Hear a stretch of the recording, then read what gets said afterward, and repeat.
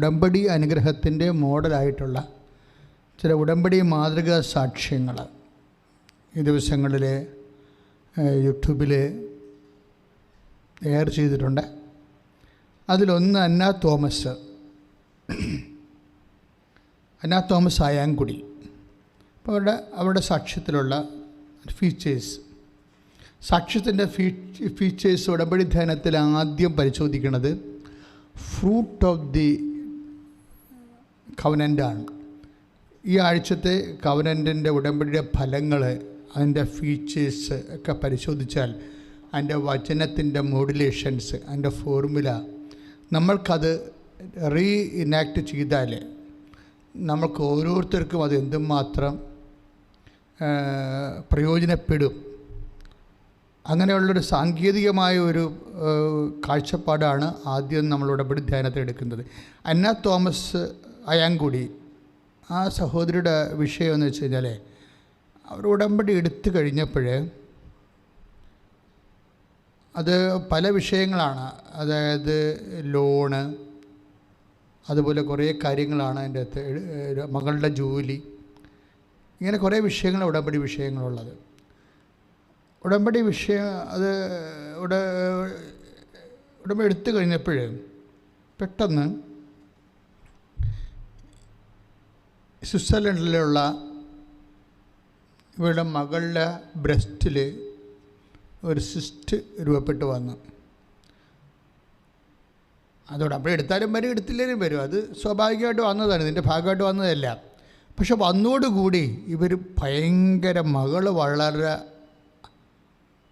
ഡിപ്രസ്ഡായിപ്പോയി. അപ്പോൾ ഈ ഡിപ്രഷൻ സിറ്റുവേഷനിൽ, കാര്യം അവൾ ചെറുപ്പമല്ലേ, പിന്നെ ഇതിങ്ങനെ അങ്ങനെ പിന്നെ പെട്ടെന്ന് മാമോഗ്രാം ചെയ്യാൻ പറഞ്ഞ്, ബ്രസ്റ്റ് ക്യാൻസറാണെന്ന് പറഞ്ഞിട്ട് മാമോഗ്രാം ചെയ്യാൻ പറഞ്ഞു. അപ്പോൾ ഈ അന്ന തോമസ് മകൾക്ക്, നമ്മൾക്ക് സ്കൈപ്പിൽ മാത്രമേ നമുക്ക് മകളെ കാണാൻ പറ്റത്തുള്ളൂ, ഇവിടെ അടുത്തെങ്കിലും ഇല്ല. പക്ഷേ എങ്കിലും ഈ അടുത്തില്ലാത്ത വ്യക്തിയോട് വിശ്വാസത്തിൽ ഈ അന്ന തോമസ് ഇൻട്രാക്ട് ചെയ്യുന്ന രീതി ഭയങ്കര രസമാണ്. എന്ന് വെച്ച് കഴിഞ്ഞാൽ അവർ പറയും, മകളെ ഒരു പ്രശ്നവുമില്ല, നമ്മൾ ഉടമ്പടി എടുത്തതാണ്, അമ്മ നിൻ്റെ കൂടെ ഉണ്ടാകും, അമ്മ വന്ന് നിന്നെ കൂട്ടിക്കൊണ്ട് പോകും. ഇങ്ങനെ കുറേ കാര്യങ്ങളാണ് ഈ അന്ന തോമസ് മകളോട് ഫോണിൽ പറയണത്.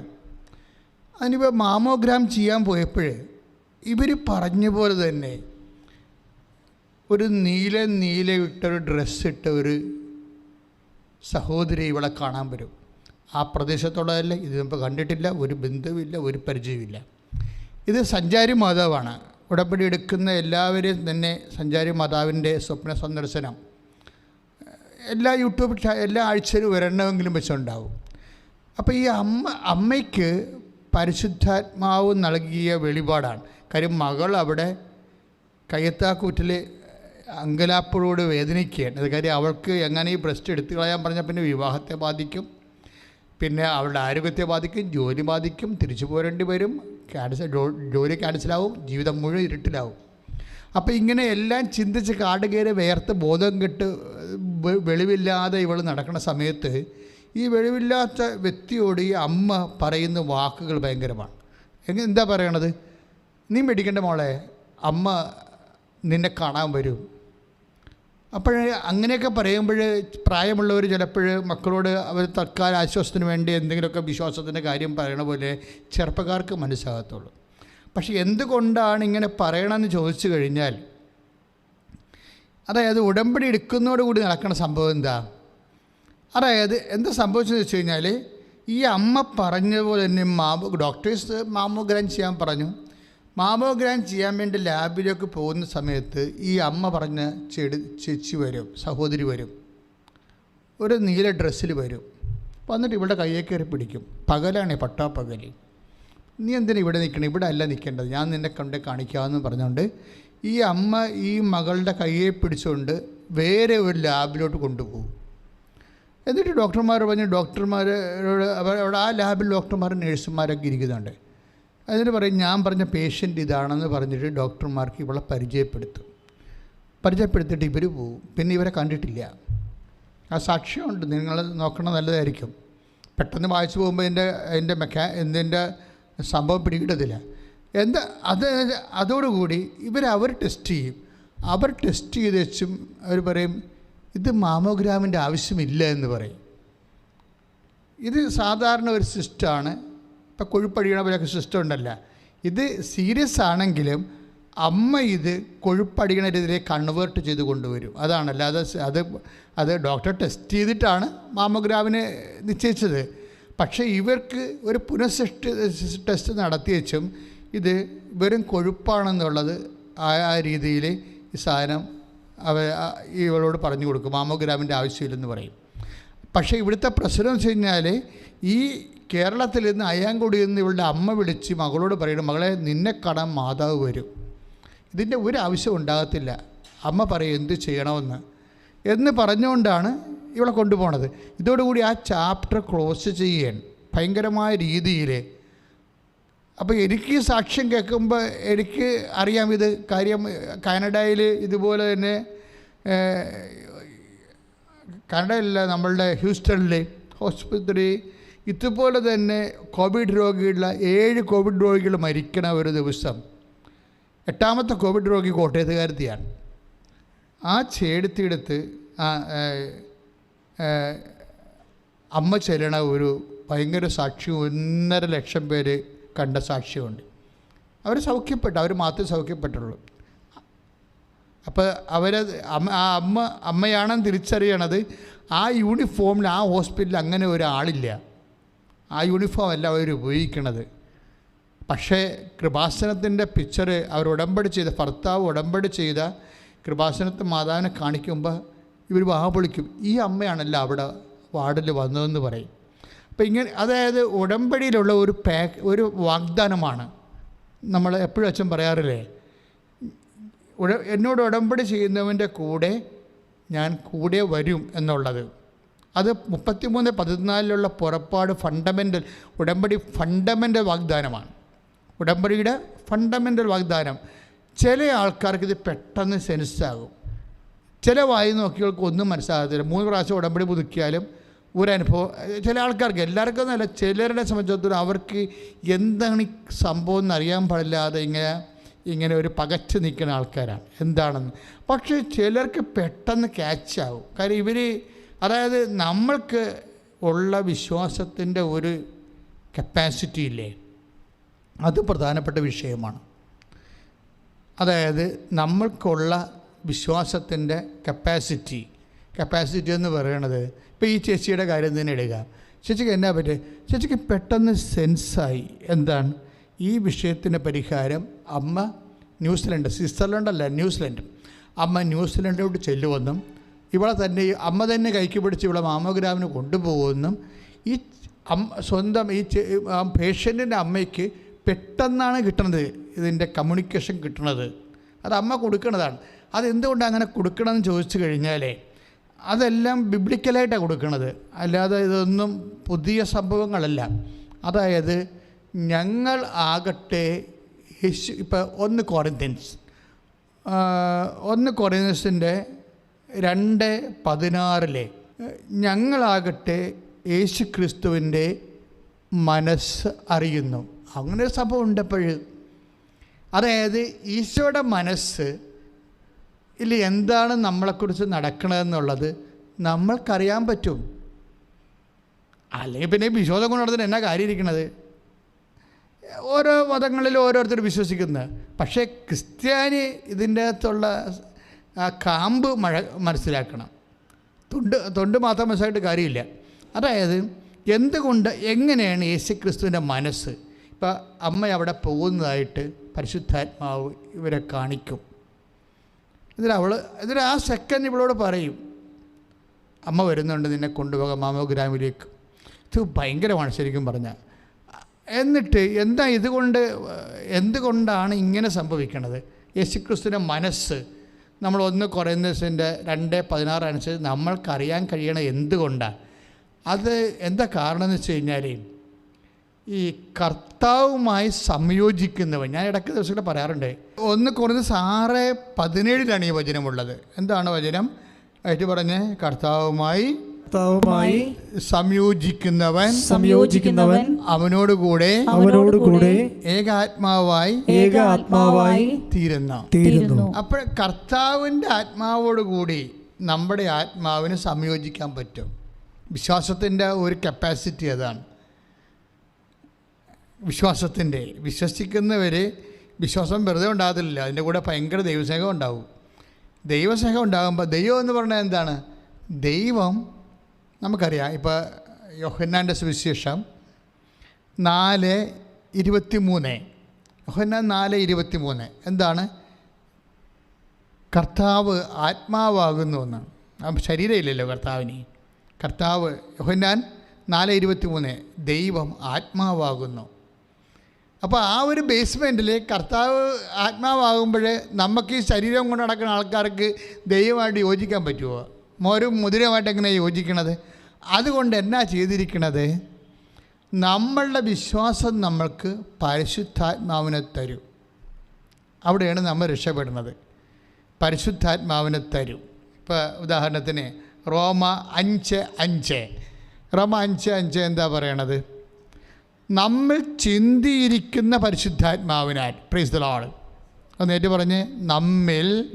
റോമ 5:5 നമ്മൾ ചിന്തിയിരിക്കുന്ന പരിശുദ്ധാത്മാവിനാൽ ദൈവത്തിന്റെ സ്നേഹം എന്തെന്ന് നമ്മൾ അറിയുന്നു. അപ്പോഴേ നമ്മൾ വിശ്വസിക്കുമ്പോൾ നമുക്ക് എന്താ കിട്ടണത്?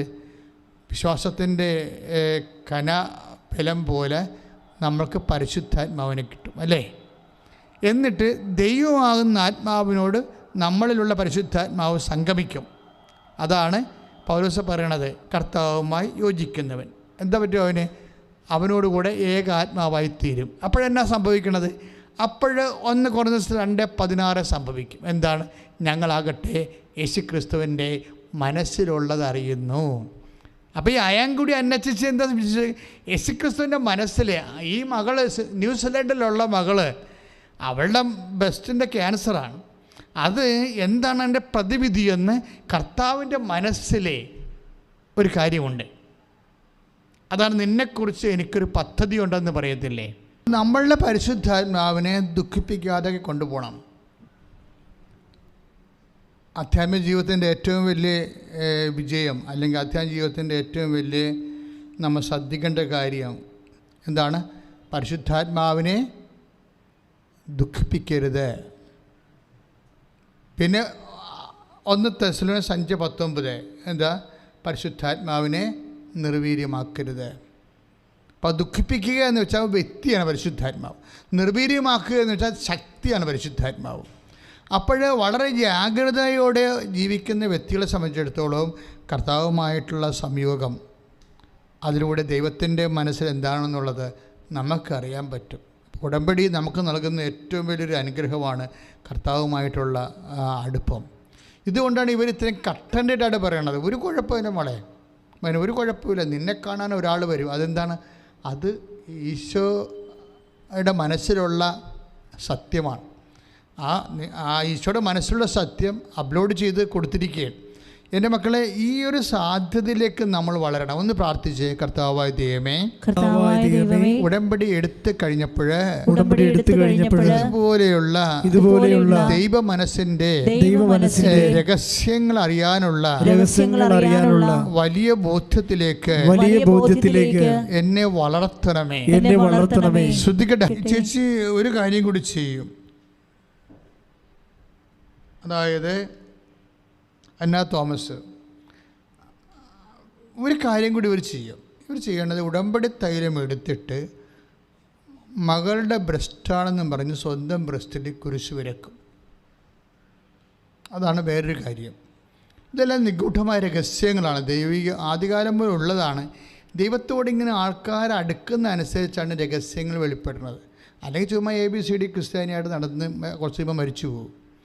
അപ്പോൾ നമ്മളെപ്പോഴും ശ്രദ്ധിക്കേണ്ട ഇതാണ്, കർത്താവ് നമ്മളോട് ഈ ലൂക്ക 5:5 പറഞ്ഞിട്ടില്ലേ, ആഴങ്ങളിലേക്ക് നീക്കി വലയിറക്കാൻ. ആധ്യാത്മികതയിലെ ഒരു ആഴങ്ങളാണ് ഉടമ്പടി എന്ന് പറയുന്നത്. അപ്പോൾ എപ്പോഴും നമ്മൾ ശ്രദ്ധിക്കേണ്ടത്, ഇവരെന്താ ചിന്തിക്കേണ്ടത്, ഇവർ സ്വന്തം ബ്രസ്റ്റ് മാതാവിൻ്റെ മകളുടെ ബ്രസ്റ്റാണെന്ന് വിചാരിച്ചുകൊണ്ട് സ്വന്തം ബ്രസ്റ്റിൽ ക്യാൻസറുള്ള സ്ഥലത്ത് ഉടമ്പടി തൈലത്തിന് കുരിശ് വരക്കും. കുരിശ് വരക്കുമ്പോൾ നമ്മൾ എന്താണ് എക്സാക്റ്റായിട്ട് നമ്മൾ ചെയ്യണത്? എന്താണ് കുരിശ് എന്ന് പറയുമ്പോൾ ആരാണ്? കർത്താവ്. അത് വരക്കുമ്പോൾ എന്താ ചെയ്യണത്? അതെല്ലാം വചനമാണ്. നമ്മൾ എന്തെല്ലാം ചെയ്താൽ നിങ്ങൾ ചെയ്യും, പക്ഷെ അത് എന്താണത്, എന്തുകൊണ്ടാണ് സംഭവിക്കണമെന്ന് അറിയത്തില്ല. അതെന്താ സംഭവിച്ചു കഴിഞ്ഞാൽ, ഇപ്പോൾ അവളുടെ സിസ്റ്റം മാഞ്ഞു പോയില്ലേ, മാതാവിളെ കൊണ്ട് വേറെ ലാബോറട്ടറി കാണിച്ചിട്ട് ആ മാമോഗ്രാം ഇല്ലാതെ അവളെ റിലീവ് ചെയ്ത് പോയിട്ടില്ലേ. പക്ഷെ അതൊക്കെ ഇവിടെ ഈ അമ്മ ചെയ്യണത് എന്താണ്? സ്വന്തം മകളുടെ ബ്രസ്റ്റാണെന്ന് വിചാരിച്ചുകൊണ്ട് സ്വന്തം ബ്രസ്റ്റിൽ കുരിശ് വരക്കും. അതവിടെ എന്താ സംഭവിക്കണത്? കുരിശ് വരക്കുമ്പോൾ യേശുവിൻ്റെ നാമത്തിലല്ലേ കുരിശ് വരക്കണത്?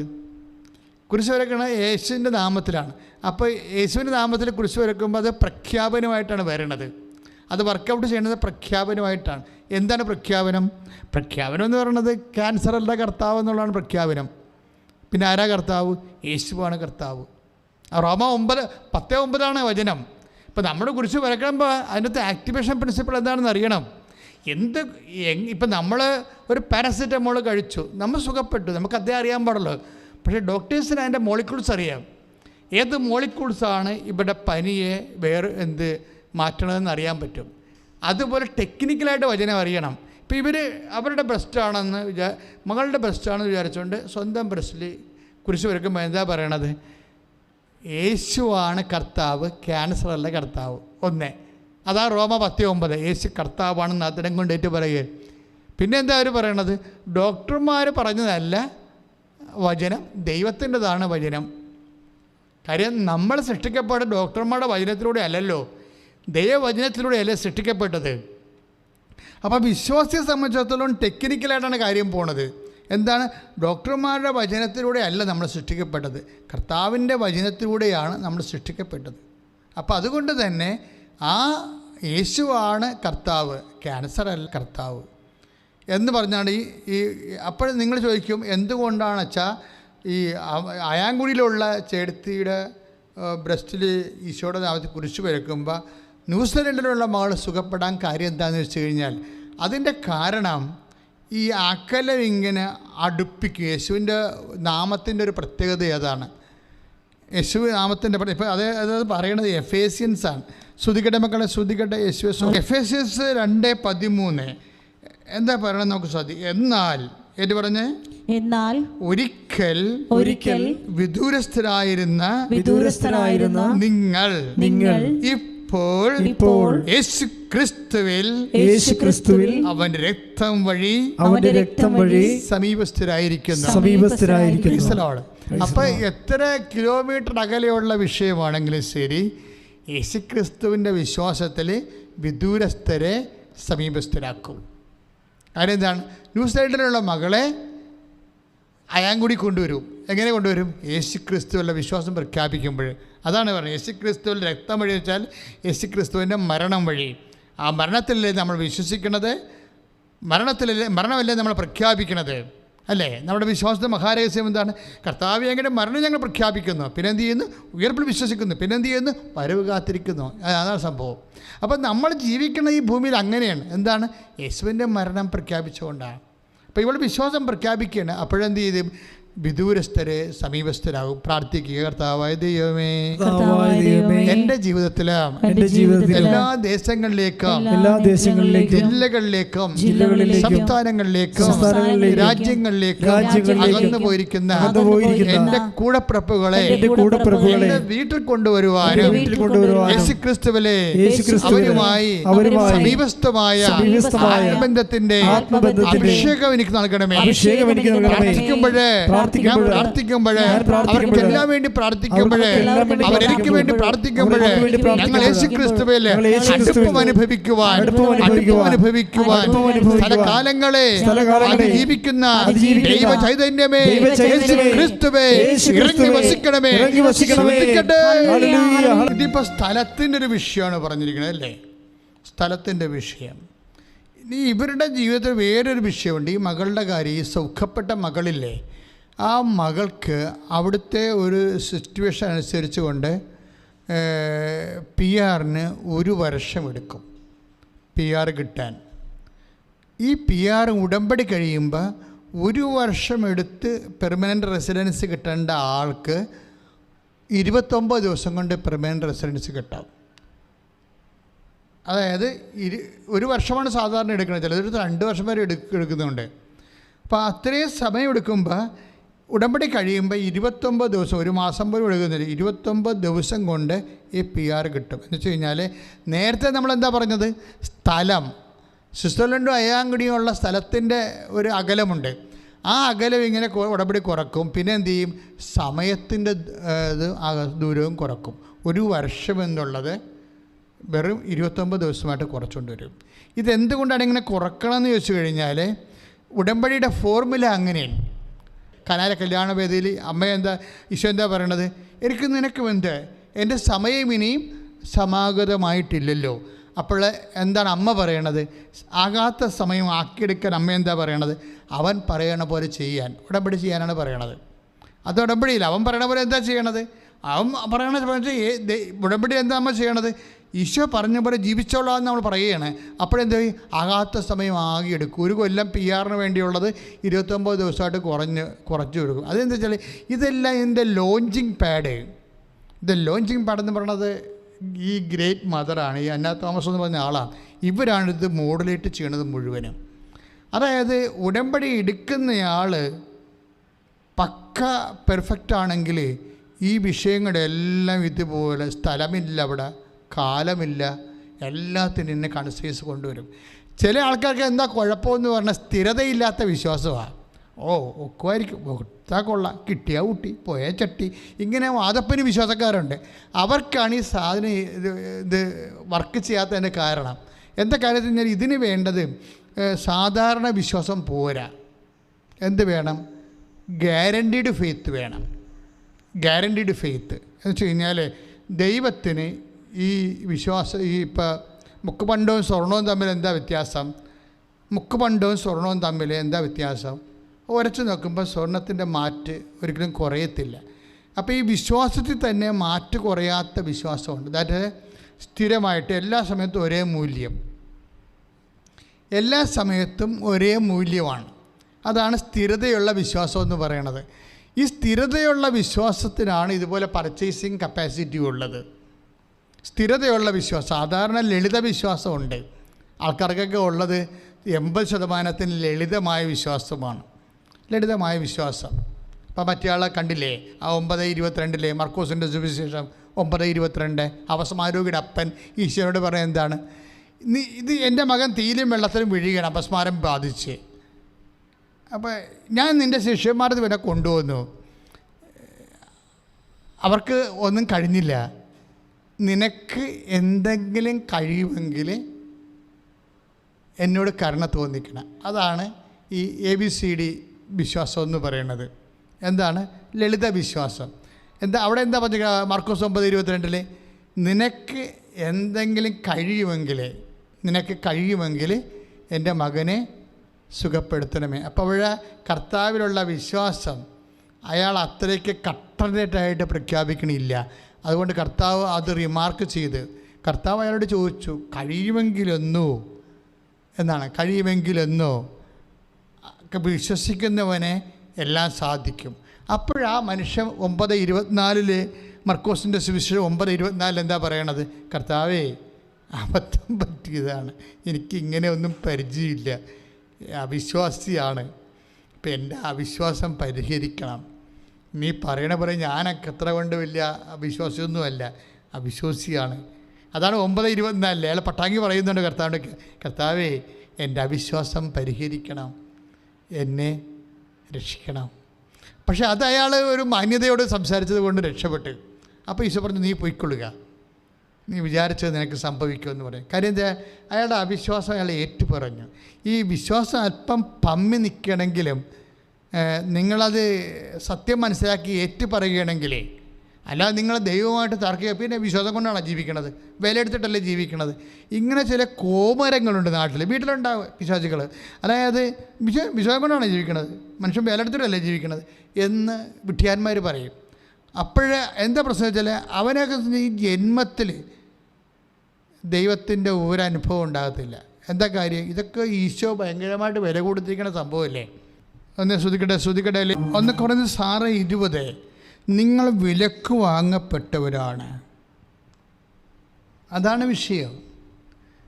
അതായത് നമ്മൾ യേശുക്രിസ്തുവിൻ്റെ വിശുദ്ധമായ രക്തത്താൽ വീണ്ടെടുക്കപ്പെട്ടവരാണ്. അതുകൊണ്ട് അതിന് പേയ്മെൻറ്റ് നടത്താൻ കഴിയാത്ത ആൾക്കാരുമായിട്ട് വിശ്വാസത്തിന് ബന്ധങ്ങളില്ല, അവകാശങ്ങളില്ല, ഒന്നുമില്ല. ഈ ദൈവം സംസാരിക്കണമെന്ന് പറഞ്ഞാൽ എന്താണ്? അവരുടെ വിശ്വാസം. ഇപ്പം നമ്മുടെ അപസ്മാര രോഗിയുടെ വിശ്വാസം കണ്ടില്ലേ, അപ്പൻ്റെ വിശ്വാസം കണ്ടില്ലേ? കർത്താവേ, എൻ്റെ അവിശ്വാസത്തെ നീ പരിഹരിക്കണം, എന്നോട് കരുണ തോന്നണം. അപ്പം കർത്താവ് അവൻ്റെ അവിശ്വാസത്തെ പരിഹരിച്ചു. ഇത് പക്ഷേ ഈ അവിശ്വാസത്തെ പരിഹരിച്ചെങ്കിൽ നമ്മളെപ്പോഴും ശ്രദ്ധിക്കേണ്ട ഒരു വിഷയമുണ്ട്. അതായത് ഈ അവിശ്വാസത്തെ പരിഹരിച്ചു, അതിനൊരു റേറ്റിംഗ് ഉണ്ട്. സാധാരണ ലെവലിലുള്ള വിശ്വാസമാണത്. പക്ഷേ ഹെവി ഡ്യൂട്ടി, ഇത്തിരി ഇമ്മിനി വലിയ കാര്യം ചെയ്യാൻ സാധാരണ വിശ്വാസത്തിന് പുള്ളിങ് ഉണ്ടാകത്തില്ല. കാര്യം എന്താണ്? ഇവനിപ്പോൾ വിശ്വാസമുണ്ട്, അവനിപ്പോൾ ഒരു അത്യാവശ്യം വന്നപ്പോൾ, മകന് അപസ്മാരം വന്നപ്പോൾ അവനൊരു അഭ്യാസം കർത്താവിനടുത്ത് കാണിച്ച്, കുറച്ച് അവിശ്വാസമൊക്കെ കാണിച്ച്, പിന്നെ വിശ്വാസമൊക്കെ കാണിച്ച് തൽക്കാലം കാര്യം കണ്ടുകൊണ്ട് പോയി. ഈ ആളെ പിന്നെ ഒരു കാലത്തും ദൈവം കാണത്തില്ല. കാര്യം എന്താണ്? ഇനി ഇയാളെ കാണണമെങ്കിൽ ഇയാൾക്ക് അടുത്ത മകന് അപസ്മാര രോഗം വരേണ്ടി വരും. അതാണ് വിഷയം. ഇതിനാണ് ബേസിക് ഫെയ്ത്ത് എന്ന് പറയുന്നത്. ബേസിക് ഫെയ്ത്തുകാരെ എപ്പോഴെങ്കിലും ഒരു ദൈവാനുഭവം കിട്ടിക്കഴിഞ്ഞാൽ നിങ്ങളത് കടിച്ചു തൂങ്ങി അപ്ഗ്രേഡ് ചെയ്യാൻ നോക്കണം. കാര്യം വെച്ചാൽ ദൈവത്തിന് ഇപ്പോഴൊരു മൂല്യമുണ്ട്, ആ ഒരു പ്രത്യേക വിഷയത്തിന് വേണ്ടി കൊടുത്തിരിക്കുന്നതാണ്. പെർമനൻ്റ് കണക്ഷൻ ഇല്ല. ചില ആൾക്കാർക്ക് പണ്ട് കണക്ഷൻ, നാട്ടിൽ കല്യാണത്തിൽ കണക്ഷൻ ഇല്ലാഞ്ഞ ആൾക്കാരുണ്ടല്ലോ. കറണ്ട് ഇപ്പോൾ എല്ലാവർക്കും ആയതൊക്കെ ഒരു 10 കൊല്ലം ആയുള്ളൂ എല്ലാവർക്കും കറണ്ടായിട്ട്. പക്ഷേ കറണ്ടില്ലാത്ത വീടുകൾ ഒരു 10 കൊല്ലം മുമ്പ് വരെ ഉണ്ടായിരുന്നു. എൻ്റെ ഇടവകയിൽ ഞാനിരുന്നത് 2015 എൻ്റെ പള്ളിയുടെ നേരെ മുമ്പിലുള്ള വീട്ടുകാർക്ക് പ്രത്യേക സാഹചര്യത്തിൽ കണക്ഷൻ കിട്ടിയിട്ടില്ല. അപ്പം ജില്ലയിൽ എല്ലാവർക്കും കണക്ഷൻ കൊടുക്കുന്ന സമയത്ത് അവർക്ക് കണക്ഷൻ കൊടുത്തു. ഞങ്ങളത് മാസ് പെറ്റീഷൻ കൊടുത്തു KSBയിൽ. അപ്പം അതിൻ്റെ അർത്ഥം കഴിഞ്ഞ ഒരു 10 കൊല്ലം മുമ്പ് വരെ ഇലക്ട്രിക് കണക്ഷൻ ഇല്ലാത്ത വീടുകളുണ്ടാകുമായിരുന്നു. പക്ഷെ അവിടെ വീടൊക്കെ കല്യാണം വരുമ്പോൾ എന്തു ചെയ്യും? അടുത്ത വീട്ടിൽ നിന്ന് താൽക്കാലിക കണക്ഷൻ എടുക്കും. അടുത്ത വീട്ടിൽ നിന്ന് കല്യാണത്തിന് വേണ്ടി ഒരു താൽക്കാലിക 3 ദിവസത്തേക്ക് ഒരു താൽക്കാലിക കണക്ഷൻ എടുക്കും. അടുത്ത വീട്ടിൽ നിന്ന് വേറെ വിളിച്ചൊക്കെയാണ് KSBയുടെ ഉദ്യോഗസ്ഥന്മാരെ കണ്ടിട്ട് പട്ടാങ്ങിയൊക്കെ പറഞ്ഞിട്ട് ചെയ്യണ പരിപാടിയാണ്. അപ്പം ചില ആൾക്കാരുടെ വിശ്വാസം ഈ താൽക്കാലിക വിശ്വാസമാണ്. ദൈവം ഇത് അക്സെപ്റ്റ് ചെയ്യത്തില്ല. ദൈവം എന്താ പറയണത്? നിൻ്റെ വിശ്വാസം ഗ്യാരൻറ്റീഡ് ആയിരിക്കണം എന്ന് വെച്ച് കഴിഞ്ഞാൽ സ്ഥിരമായിരിക്കണം, പെർമനൻ്റ് ആയിരിക്കണം എന്ന് പറയും. പെർമനൻ്റ് ആയിരിക്കണം. ഇപ്പോൾ ഭയങ്കര ഫ്രണ്ട്ഷിപ്പൊക്കെ എന്ന് പറഞ്ഞു കഴിഞ്ഞാൽ ഈ കൊല്ലം ഫ്രണ്ട്ഷിപ്പ് ഭയങ്കര തിക്ക് ഫ്രണ്ട്സ് ആയിരിക്കും. ചില 10 കൊല്ലം കഴിയുമ്പോൾ ഒരു ബന്ധം ഉണ്ടാകത്തില്ല. ചിലപ്പോൾ നിൻ്റെ പെറ്റ അമ്മയാണെന്ന് വിചാരിച്ചു, അമ്മയുമായിട്ടൊക്കെ ഭയങ്കര കമ്പനിയൊക്കെ ആയിരുന്നു. പക്ഷേ ഒരു കാലം കഴിയുമ്പോൾ നിന്നൊക്കെ റിലേഷൻ ചിലപ്പോൾ നാത്തൂനായിരിക്കും. അപ്പോൾ ഈ മനുഷ്യൻ്റെ റിലേഷൻസൊക്കെ തന്നെ പോലും ഇതുപോലെ അങ്ങോട്ടും ഇങ്ങോട്ടുമൊക്കെ മാറിക്കിടക്കും. സ്ഥിരത ഉണ്ടാകത്തില്ല. പക്ഷേ ദൈവത്തിന് ഇങ്ങനെ സ്ഥിരതയില്ലാത്ത റിലേഷൻ ഇഷ്ടപ്പെടുന്നില്ല. അതാണ് ഒരു വിഷയം. ഞാൻ പറഞ്ഞ മനസ്സിലായില്ലേ? ഭൂമിയിൽ സ്വന്തം അമ്മയാണെന്ന് പറഞ്ഞാൽ പോലും ഒരു കാലം നമുക്കുണ്ടായിരുന്ന റിലേഷൻസ്, പിന്നെ നിന്നോ ഇപ്പോൾ ഇങ്ങോട്ടൊന്നും കാണുന്നില്ല, ഈ വഴിയൊക്കെ നീ ഓർക്കൊണ്ടാന്ന് നമ്മളെ അമ്മയെ കാണാൻ ചെല്ലുമ്പോൾ അവർ പറയുന്ന ഡയലോഗ് ഇതാണ്: നിന്നെ ഇപ്പോൾ ഇങ്ങോട്ടൊന്നും കാണുന്നില്ല, ഈ വഴിയൊക്കെ നീ മറന്നുപോയാ എന്ന് ഞാൻ ചിന്തിക്കരുതെന്നൊക്കെ പറയും. അപ്പോൾ ദാറ്റ് മീൻസ് നിങ്ങൾ തമ്മിൽ റിലേഷൻസ് ബ്രേക്കഡായെന്ന് അർത്ഥം. സ്വന്തം അമ്മയാണേ, ഓർത്തേക്കണേ. അപ്പോൾ ഈ റിലേഷൻസ് ഇങ്ങനെ ഉണ്ടത് സ്ഥിരമല്ല. ഇത് നിങ്ങൾക്ക് നിങ്ങളുടെ പോർട്ട്ഫോളിയോ ഒക്കെ കിട്ടിക്കഴിയുമ്പോൾ നിങ്ങൾ ആ വഴി പോകും. അപ്പോൾ ഇതുപോലെ ഇപ്പം ദൈവം പക്ഷേ ഇങ്ങനെയുള്ള റിലേഷൻ മെയിൻറ്റെയിൻ ചെയ്യണില്ല. വിശ്വാസി കൃത്യമായിട്ട് ഈ വിഷയം മനസ്സിലാക്കണം. നാട്ടിൽ കിടന്ന് കളിക്കണ കളി കർത്താവുമായിട്ട് കളിക്കുക ഏക്കത്തില്ല. ദൈവം എങ്ങനെയുള്ള വിശ്വാസമാണ് മെയിൻറ്റെയിൻ ചെയ്യണത്? യാക്കോബ് 1:3. എന്തെന്നാൽ വിശ്വാസം പരീക്ഷിക്കപ്പെടുമ്പോൾ നിങ്ങൾക്ക് അതിൽ സ്ഥിരത ലഭിക്കണമെന്ന് അറിയാമല്ലോ. യാക്കോബ് 1:3 എന്ന് പറഞ്ഞ് എന്തെന്നാൽ വിശ്വാസം പരീക്ഷിക്കപ്പെടുമ്പോൾ നിങ്ങൾക്ക് അതിൽ സ്ഥിരത ലഭിക്കുമെന്ന് അറിയാമല്ലോ. അപ്പൊ 2 തരം വിശ്വാസമാണ് ഇവിടെ വരണത്. എന്താണ്? ഒന്ന് ലളിതമായ വിശ്വാസവും കുറച്ച് അവിശ്വാസമൊക്കെ ആയിട്ട് കൂടുന്ന വിശ്വാസം. ഇത് ഒക്കേഷണലാണ്, ടെമ്പററി കണക്ഷനാണിത്, പെർമനൻ്റ് അല്ല. പെർമനൻ്റ് എന്ന് പറഞ്ഞാൽ എന്താണ്? പരീക്ഷിക്കപ്പെട്ട വിശ്വാസമാണ്. പറഞ്ഞ മനസ്സിലായില്ലേ? പട്ടുംപാടി സീറ്റും വരച്ച് നടക്കുന്ന വിശ്വാസമല്ല, പരീക്ഷിക്കപ്പെട്ട വിശ്വാസം. അതിലെന്താ സംഭവിക്കണം? പരീക്ഷിക്കപ്പെട്ട വിശ്വാസത്തിൽ എന്താ സംഭവിക്കണത്? ഇപ്പം തന്നെ കണ്ടില്ലേ അവരുടെ വിശ്വാസം എന്താ? പരീക്ഷിച്ചു, ഒക്കെ കുടമ്പടി എടുത്തു കഴിഞ്ഞപ്പോൾ ക്യാൻസറായി. അതെന്താണ്? അതോടുകൂടി അമ്മയും മകളുടെയും വിശ്വാസം പരീക്ഷിച്ചു ദൈവം. എന്ത് പറ്റി? അതാണ് യാക്കോബ് 1:3 പറയണത്. വിശ്വാസം എന്ന് പറഞ്ഞേ, വിശ്വാസം പരീക്ഷിക്കപ്പെടുമ്പോൾ നിങ്ങൾക്കതിൽ സ്ഥിരത ലഭിക്കുന്നുവെന്ന് അറിഞ്ഞുകൊള്ളുവിൻ. അപ്പോൾ നിന്റെ വിശ്വാസത്തെ ദൈവം പെർമനന്റ് ഫെയ്ത്ത് ആയിട്ട് അംഗീകരിച്ചു. അത് ഭയങ്കരമാണ് ശരിക്കും പറഞ്ഞാൽ. അത് PR പോലെ പെർമനന്റ് റെസിഡൻസാണ്. പെർമനന്റ് റെസിഡൻസ് ആയാൽ മാത്രമേ പിന്നെ ലോൺ കിട്ടത്തുള്ളൂ, ഇല്ലേ? പല പ്രശ്നങ്ങളാണ്. ഗവൺമെൻറ് വാടക എല്ലാ ഡീലിങ്സിനും പെർമനൻസി ചോദിക്കും. വാടകക്കാരല്ല എന്നാണ് അതിൻ്റെ അർത്ഥം. അപ്പോൾ ഇതുപോലെ തന്നെയാണ് ഈ വിശ്വാസത്തിൻ്റെ കാര്യവും. വിശ്വാസത്തിന് പെർമനൻസി, സ്ഥിരത ലഭിക്കണമെങ്കിലേ വെറുതെ ഇരുന്ന് സ്ഥിരത ഒന്നും ലഭിക്കത്തില്ല. നീ ജ്ഞാനസ്നാനം സ്വീകരിച്ചു, അല്ലെങ്കിൽ കുർബാനയ്ക്കുള്ള പാട് സ്വീകരിച്ചു, നിൻ്റെ 4ാം ക്ലാസ്സിൽ വെച്ച് സ്വീകരിച്ചു. അതിനുശേഷം നീ ഇങ്ങനെ പള്ളിയിലൊക്കെ പോയി കുർബാനയൊക്കെ കൂടി അങ്ങനെയൊക്കെ നടക്കുകയാണ്. പക്ഷേ ഈ വിശ്വാസത്തിന് വേണ്ടി അവിടെ വർക്ക് ചെയ്തിട്ടില്ല, ഒന്നും വർക്കും നടത്തിയിട്ടില്ല. അപ്പോൾ എൻ്റെ അർത്ഥം കുർബാനയ്ക്കുള്ള പാഠം ഉണ്ടായിരുന്ന വിശ്വാസം തന്നെ ഇപ്പോഴും ഉള്ളത്. പക്ഷേ ഇതിന് മൂല്യം കുറവാണ്. അതാണ് വിഷയം. മൂല്യം കുറവാണ്. ചെമ്പ് ചേർന്ന സ്വർണത്തിന് വില കുറവല്ലേ?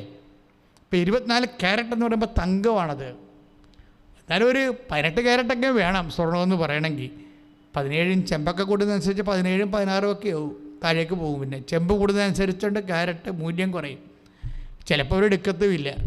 അപ്പോൾ ഈ വിശ്വാസത്തിനകത്ത് ഇതുപോലെ ചെമ്പും സ്വർണമൊക്കെ ഉണ്ട്. എപ്പോഴാണെന്ന് വെച്ചാൽ ഇത് പരീക്ഷണങ്ങളെ അതിജീവിക്കണം. അതാണ് പത്രോസ് പറയണത്. 1 പത്രോസ് 1:7 സ്തുതിക്കട്ടെ ഹല്ലേലൂയ. അഗ്നിശോധനയെ അതിജീവിക്കുന്ന നശ്വരമായ സ്വർണത്തേക്കാൾ വിലയേറിയതായിരിക്കും പരീക്ഷകളെ അതിജീവിക്കുന്ന നിങ്ങളുടെ വിശ്വാസം. അവിടെയാണ് പ്രശ്നം. വിലയേറിയെന്നാണ് പറയണത്, വിലയേറിയതായിരിക്കും എന്നാണ് പറയണത്. അപ്പോൾ അതിൻ്റെ അർത്ഥം എന്താണ്? ഈ അഗ്നിശോധനയെ അതിജീവിച്ച സ്വർണത്തേക്കാൾ വിലയേറിയതായിരിക്കും പരീക്ഷകളെ അതിജീവിച്ച നിങ്ങളുടെ വിശ്വാസം. അതായത് പരീക്ഷകളെ അതിജീവിച്ച് കഴിഞ്ഞാൽ ചില ആൾക്കാർക്ക് വിശ്വാസം ഉണ്ടാകത്തില്ല, തീർന്നു പരിപാടി. പരീക്ഷകളെ അതിജീവിച്ച് കഴിഞ്ഞാൽ ചില ആൾക്കാർക്ക് വിശ്വാസം ഉണ്ടാകത്തില്ല. എന്താണ്? അതിജീവിക്കാനൊന്നും ഉണ്ടാകത്തില്ല. എല്ലാ കാര്യം കടലാസ് പോലെ. ഈ ടെർമോക്കോളൊക്കെ കത്തിച്ച് കഴിഞ്ഞാലുള്ള അവസ്ഥ എന്തായിരിക്കും? ഒന്നും ഉണ്ടാകത്തില്ല ബാക്കി. ചില ആൾക്കാരുടെ ഫെയ്ത്ത് തെർമോക്കോൾ ഫെയ്ത്താണ്. കത്തിച്ച് ഒരു പരീക്ഷണത്തിലൂടെ കടന്നു പോയാൽ, ഇപ്പോൾ ഈ മാമോഗ്രാഫിൻ്റെ കേസിൽ അതാണ് പരീക്ഷണം. ആ മാമോഗ്രാഫിൻ്റെ വിഷയം വേറെ ആർക്കെങ്കിലാണ് വന്നിരുന്നെങ്കിൽ അതിനാലെ അവർ ടെൻഷൻ അടിച്ച് ചത്തുപോയേനെ. കാര്യം എന്താണ്? പ്രാർത്ഥിക്കത്തില്ല. ഒന്ന് വന്ന് എന്തെങ്കിലും ഒരു വിഷയം വന്ന് നോക്ക്. എല്ലാവരും ചോദിക്കണേ, ദൈവമേ 24 മണിക്കൂറും ദൈവം എന്ന് പറഞ്ഞ് എനിക്കാണല്ലോ കോവിഡ് വന്നതെന്ന് പറയും. അപ്പോൾ പള്ളിയിലെ വട്ടക്കാരനും ഇല്ല, ദുഃഖവെള്ളിയാഴ്ച പള്ളിയിൽ പോകാത്ത അവനൊക്കെ ആരോഗ്യമായിട്ട് അടക്കണം എന്ന് പറയും. അതോടുകൂടി നിൻ്റെ പരിപാടി തീരുമാനം. എന്താ കാര്യം? ഈ വായിരിക്കുന്ന നാക്ക് കൊണ്ടാണ് പലരും പണി മേടിക്കുന്നത്. കാര്യം എന്താണ്? ഹൃദയത്തിലെ തികവിൽ നിന്നാണ് അതരം സംസാരിക്കണമെന്ന് കർത്താവിന് അറിയാമല്ലോ. കർത്താവ് പറഞ്ഞ വാക്കല്ലേ അത്. ശ്രദ്ധിക്കട്ടെ പ്രിയപ്പെട്ടവരെ, ഈ വാല്യൂ ആഡഡ് റിസോഴ്സസ്, അതായത് എന്താ പറയണത്, മൂല്യവർദ്ധിത വിഭവങ്ങൾ. ഇപ്പോൾ ചില വിഭവങ്ങൾ, ഇപ്പോൾ ഒരു നാരങ്ങ ഇല്ലേ, നാരങ്ങയ്ക്ക് 1 രൂപ വില. എന്ത് വിലയാണെന്ന് എനിക്കറിയത്തില്ല, സത്യമായിട്ട് അറിയാൻ പറ്റില്ല. അതായത് ഒരു നാരങ്ങയ്ക്ക് 1 രൂപ വിലയാണെന്ന് വിചാരിച്ചോ, അത് അച്ചാറിട്ട് കഴിയുമ്പോൾ 3 രൂപയാകും ഇല്ലേ? ഉപയോഗിക്കാൻ പറ്റുന്ന രീതിയിലാകും. അതിന് നമുക്ക് കഞ്ഞിയെങ്കിൽ അതുകൊണ്ട് കൂട്ടി കഴിക്കാൻ പറ്റും. അപ്പോൾ അതിൻ്റെ വില കൂടും. 3 രൂപയ ചിലപ്പോൾ 5 രൂപയും ആയെന്ന് വരും. ഇതാണ് മൂല്യവർദ്ധിതമെന്ന് പറയണത്. അതായത് വാല്യൂ ആഡഡ്. നിലവിലിരിക്കുന്ന വാല്യൂവിനെ ആഡ് ചെയ്യണം. ഇതുപോലെ തന്നെ ഒരു വിഷയമാണ് വാല്യൂ ആഡഡ് ഫെയ്ത്ത് എന്ന് പറയും. വാല്യൂ ആഡഡ് ഫെയ്ത്ത്, നിലവിലുള്ള ലളിത വിശ്വാസമില്ലേ, ആ ലളിത വിശ്വാസത്തിൽ ദൈവത്തിന് തിരുസന്നിധിയിലെ വാല്യൂ ഉള്ള വിശ്വാസമായിട്ട് ദൈവം അപ്ഗ്രേഡ് ചെയ്യാൻ നോക്കും. അതെങ്ങനെയാണെന്നാ പത്രോസ് പറഞ്ഞത്. എങ്ങനെയാണ്? സ്വർണ്ണ അത് 1:10-1:7 എന്താ പറഞ്ഞത്? അഗ്നിശോധന ചെയ്ത സ്വർണത്തേക്കാൾ വാല്യൂ ആഡഡ് ആണ്, മൂല്യവർദ്ധിതമാണ് പരീക്ഷകളെ അതിജീവിക്കുന്ന നിൻ്റെ വിശ്വാസം. അപ്പോൾ ഏതെങ്കിലും ഒരു പരീക്ഷ ഉണ്ടായി കഴിയുമ്പോൾ, ഇപ്പോൾ ഒരു ദിവസം, ഇപ്പോൾ അതായത് കഴിഞ്ഞ ഡിസംബറിൽ, അപ്പോൾ എനിക്ക് 15 കൊല്ലമായിട്ട് ശ്വാസം മുട്ടലുണ്ട്. 15അല്ല, 87 തുടങ്ങിയതാണ്. അപ്പോൾ ശ്വാസം മുട്ടൽ ഉണ്ടാകുമ്പോൾ ഞാൻ ഓർക്കും, കർത്താവേ വല്ല കോവിഡ് വന്ന പിന്നെ ശ്വാസം മുട്ടൊക്കെ ആൾക്കാർക്കാണല്ലോ പണി കിട്ടണമെന്ന് പറയും. അപ്പോൾ എനിക്ക് 10 കൊല്ലമായിട്ട് കിഡ്നി അസുഖമുണ്ട്. മാതാവ് കൃപാസനത്തിൽ അമ്മ പ്രത്യക്ഷപ്പെട്ട് മാത്രം ഞാൻ സർവൈവ് ചെയ്യുകയാണ് ഇതിനെ എല്ലാത്തിനെയും. അപ്പോൾ ഈ ശ്വാസം മുട്ടലും എനിക്കുണ്ട്, വലിവിൻ്റെ രോഗമുണ്ട്, കിഡ്നിയുടെ രോഗമുണ്ട്. എന്നിട്ട് എനിക്ക് നമ്മുടെ ആൾക്കാരൊക്കെ വന്ന് പ്രാർത്ഥിച്ചു കഴിഞ്ഞപ്പോൾ എനിക്ക് കോവിഡും പിടിച്ചു. എനിക്ക് ഈ 3 രോഗമുണ്ട്. ഈ 3 രോഗമുള്ളവർ സർവൈവ് ചെയ്യത്തില്ല. ഈ 3 രോഗം വെച്ചാൽ ഈ 2 രോഗങ്ങളുള്ള ആൾക്കാരാണല്ലോ മരിക്കണത്. പക്ഷേ ഈ 2 രോഗമുള്ളവർക്ക് ഈ രോഗം കൂടി വരുമ്പോഴാണല്ലോ അവർ മരിക്കണത്. പക്ഷേ ഞാൻ വളരെ ഹാപ്പിയായിരുന്നു ആ സമയത്തെല്ലാം. ഹാപ്പി എന്നല്ല, ഞാൻ മുമ്പത്തേക്കാൾ കൂടുതൽ പ്രെയർ ചെയ്തു. എന്താ കാര്യം? കൃപാസന അമ്മ അറിയാതെ ഒരു സംഭവം നടക്കത്തില്ല. കർത്താവ് എൻ്റെ ശരീരത്തെ തൊടാൻ അനുവദിക്കത്തില്ല ആരെയും. അപ്പോൾ എന്തെങ്കിലും സംഭവിച്ചാൽ എൻ്റെ കർത്താവ് ആഗ്രഹിച്ചിട്ടാണ് അത് സംഭവിക്കണത്. അമ്മയുടെ നിരീക്ഷണം ആ വിഷയത്തിലുണ്ട്. അതുകൊണ്ട് ഞാൻ ഹാപ്പിയായിരുന്നു. ആ ടൈം മുഴുവൻ ഞാൻ ബൈബിൾ വായനയായിരുന്നു. മുഴുവനും മുറി അടച്ചിട്ട് 24 മണിക്കൂറും ആരോടും സംസാരിക്കും, ബൈബിൾ വായിക്കും. അതുപോലെ ജപമാലയും ചെല്ലും. അത് കഴിഞ്ഞപ്പോൾ ഞാൻ പവർഫുള്ളായി, ശരിക്കും മുമ്പത്തേക്കാൾ പവർഫുൾ. ഇതാണ്. അപ്പം നിങ്ങളോർക്ക് ഞാൻ ഈ ബൈബിളൊക്കെ പറയുന്നുണ്ടെങ്കിലും ഇത് ഒരു പ്രാക്ടിക്കലായിട്ട് അച്ഛന് ഇതൊക്കെ സംഭവിച്ചാൽ അച്ഛൻ എന്ത് ചെയ്യുമെന്ന്. പക്ഷേ എനിക്കിത് കൃത്യമായിട്ട് അറിയാം. എങ്ങനെയാണ് വാല്യൂ ആഡ് ചെയ്യണമെന്ന് എനിക്കറിയാം. എങ്ങനെയാണ് കർത്താവ് നമ്മുടെ വിശ്വാസത്തെ അപ്ഗ്രേഡ് ചെയ്യണമെന്ന് അറിയാം. അല്ലെങ്കിൽ എനിക്ക് കർത്താവിനോട് ബാർഗെയിൻ ചെയ്യാമല്ലോ. ഞാൻ വേറെ ഓരോരുത്തും പോണില്ല. ഞാൻ 24 മണിക്കൂറും കൃപാസനത്തിൽ ആൾക്കാരെ ഒരു 150 പേരെ വെച്ച് കാണുമായിരുന്നു ഒരു ദിവസം, ആ ദിവസങ്ങളിലൊക്കെ. അപ്പോൾ അങ്ങനെ ഞാൻ ദൈവത്തിൻ്റെ വേല ചെയ്യുമ്പോൾ ദൈവം എന്നെ പ്രൊട്ടക്റ്റ് ചെയ്യണ്ടേ. പക്ഷേ ഞാൻ അത്ര മണ്ടനൊന്നുമല്ല കർത്താവിനോട് അങ്ങനെ ബാർഗെയിൻ ചെയ്യാൻ. കാര്യം കർത്താവ് പറഞ്ഞിട്ടുണ്ട് മണ്ടന്മാരാ തർക്കിക്കണമെന്ന്. അല്ലാത്ത ബുദ്ധിയുള്ളവരെന്ത് ചെയ്യും? മാതാവിനെ പോലെ ഹൃദയത്തിൽ സംഗ്രഹിക്കും. ദൈവത്തിന് ഈ വിഷയത്തെക്കുറിച്ച് പദ്ധതി ഉണ്ടെന്ന് പരിശുദ്ധാത്മാവ് നമ്മളോട് പറഞ്ഞുകൊണ്ടിരിക്കും. അതുപോലെ എൻ്റെ സഹോദരങ്ങളെ എപ്പോഴും ശ്രദ്ധിക്കേണ്ട ഒരു വിഷയമാണ്. എന്തെങ്കിലും ഇഷ്യൂസ് ഉണ്ടാകുമ്പോൾ അത് കർത്താവ് നിങ്ങളുടെ ഫെയ്ത്ത് അപ്ഗ്രേഡ് ചെയ്യാൻ വേണ്ടി തരണതാണെന്ന് മനസ്സിലാക്കണം. എന്താണ്? വാല്യൂ ആഡ് ചെയ്യാൻ. വാല്യൂ ആഡ് ചെയ്യാനെന്ന് പറയുമ്പോൾ വെള്ളി പോലെ ഇരുന്ന വിശ്വാസത്തിന് ഇപ്പം ഒരു പരീക്ഷണം കഴിഞ്ഞ് അതിൽ പരീക്ഷണം ഉണ്ടായിട്ട് കാര്യമില്ല, ജയിക്കണമേ അതിൻ്റെ അകത്ത്. അത് കഴിഞ്ഞാലും നമ്മുടെ വിശ്വാസം, നമ്മുടെ പ്രത്യാശ, ദൈവസ്നേഹമൊക്കെ നിൽക്കണം. ഇക്കാലഘട്ടങ്ങളിൽ പരാതികളോ തർക്കങ്ങളോ വ്യഗ്രതകളോ നിരാശകളോ മറ്റുള്ളവരോട് സങ്കടം പറയുന്നത് ഒന്നും പാടില്ല. നിശബ്ദതയാണ്. മറിയമെല്ലാം ഹൃദയത്തിൽ സംഗ്രഹിച്ചു വന്ന് 2:19 2:52 പറയുന്നത് അതാണ്. ഞാൻ അമ്മയ്ക്കെന്ന് പഠിച്ചാണിതെല്ലാം. ഈ വിഷയങ്ങളെല്ലാം ഞാൻ ആരും എന്നൊക്കെ പറഞ്ഞു തന്നതല്ല, അമ്മയ്ക്കെന്ന് പഠിച്ചതാണ്. ഇത്തിരി ജീവിതത്തെ കുറച്ച് ബോയിലിംഗ് ആയി കഴിയുമ്പോൾ, തിളച്ച് മറിയുമ്പോൾ അമ്മ നിശബ്ദമായിരിക്കും. എന്താ കാര്യം? ആ തിളച്ച് മറിയലിന് ശേഷം അമ്മയ്ക്കുണ്ടാകുന്ന ഒരു കപ്പാസിറ്റി ഉണ്ട്, ഭയങ്കര കപ്പാസിറ്റിയാണ്. അതിലൂടെയാണ് ഈ ഉടമ്പടിയിൽ സംഭവിച്ചിരിക്കുന്ന എനിക്ക് നിനക്ക് എന്ത് എന്നാണ് ചോദിക്കണതേ. എന്നുവെച്ചാൽ ആ നൂറ്റാണ്ടിൽ ആ പറയണ കാര്യം നടക്കില്ലെന്നർത്ഥം. അവർക്ക് വീഞ്ഞില്ല എന്ന് പറയുമ്പോൾ ഈശോ ചോദിക്കണത് എന്താണ്? എനിക്ക് നിനക്ക് എന്ത്? ഇതെൻ്റെ നിൻ്റെയും കാര്യമില്ല. എന്നുവെച്ചാൽ പോയി പണി നോക്കാൻ പറയുന്ന അർത്ഥം അല്ലേ? അതിൻ്റെ അർത്ഥം അല്ല, അതിൻ്റെ ടോണതല്ലേ. എനിക്ക് നിനക്ക് എന്ത്? എൻ്റെ സമയം ഇനിയും സമാഗതമായിട്ട് നമ്മുടെ രണ്ടുപേരുടെയും വിഷയമല്ല, പിതാവിൻ്റെ വിഷയമാണ്. എന്തൊക്കെ പറഞ്ഞിട്ട് ഒരു കഥയുമില്ല. എന്താണ് അവരുടെ ഫെയ്ത്ത്? സർവൈവ്ഡ് ഫെയ്ത്താണ്. അവരുടനെ പരിശുദ്ധാത്മ പറയും മേരി പ്രശ്നമൊന്നുമില്ല, അവൻ പറയണവർ ചെയ്യാൻ പറഞ്ഞാൽ മതി എന്ന് പറയുമ്പോൾ പരിശുദ്ധാത്മാവ് അമ്മയ്ക്ക് നോട്ട് കൊടുക്കും. അങ്ങനെയാണ് ഉടമ്പടി ഉണ്ടാകണത്. അവൻ പറയണ പോലെ ചെയ്യണത്. എന്നുവെച്ചാൽ നമുക്ക് ക്ഷീണം വന്നാലും രോഗം വന്നാലും നമ്മൾ കർത്താവ് പറഞ്ഞ പോലെ തന്നെ ചെയ്യും. അവിടെയാണ് വിഷയം വന്നത്. എങ്ങനെയാണ് ഒരു പരീക്ഷണത്തെ അതിജീവിക്കണത്?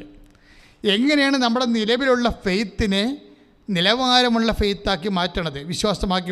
അപ്പോൾ നിലവിലുള്ള വിശ്വാസത്തെ നിലവാരമുള്ള വിശ്വാസമാക്കി മാറ്റണത് എങ്ങനെയാണ്? അവൻ പറയണ പോലെ ചെയ്താണ്. അവൻ പറയണ പോലെ ചെയ്യും. പക്ഷേ ചില ആൾക്കാർ ചെയ്യണത് പിറുപിറുത്തോണ്ട്. ദൈവത്തിന് ഇതുപോലെ കലിയുള്ള ഒരു കാര്യമില്ല പിറുപിറുപ്പ്.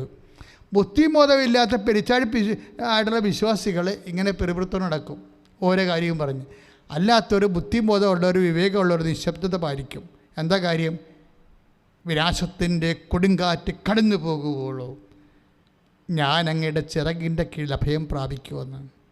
ഇപ്പോൾ 57 സങ്കീർത്തനം വരും. ഒന്ന് വായിച്ച് ശ്രുതികട്ടെ ഹല്ലേലൂയ.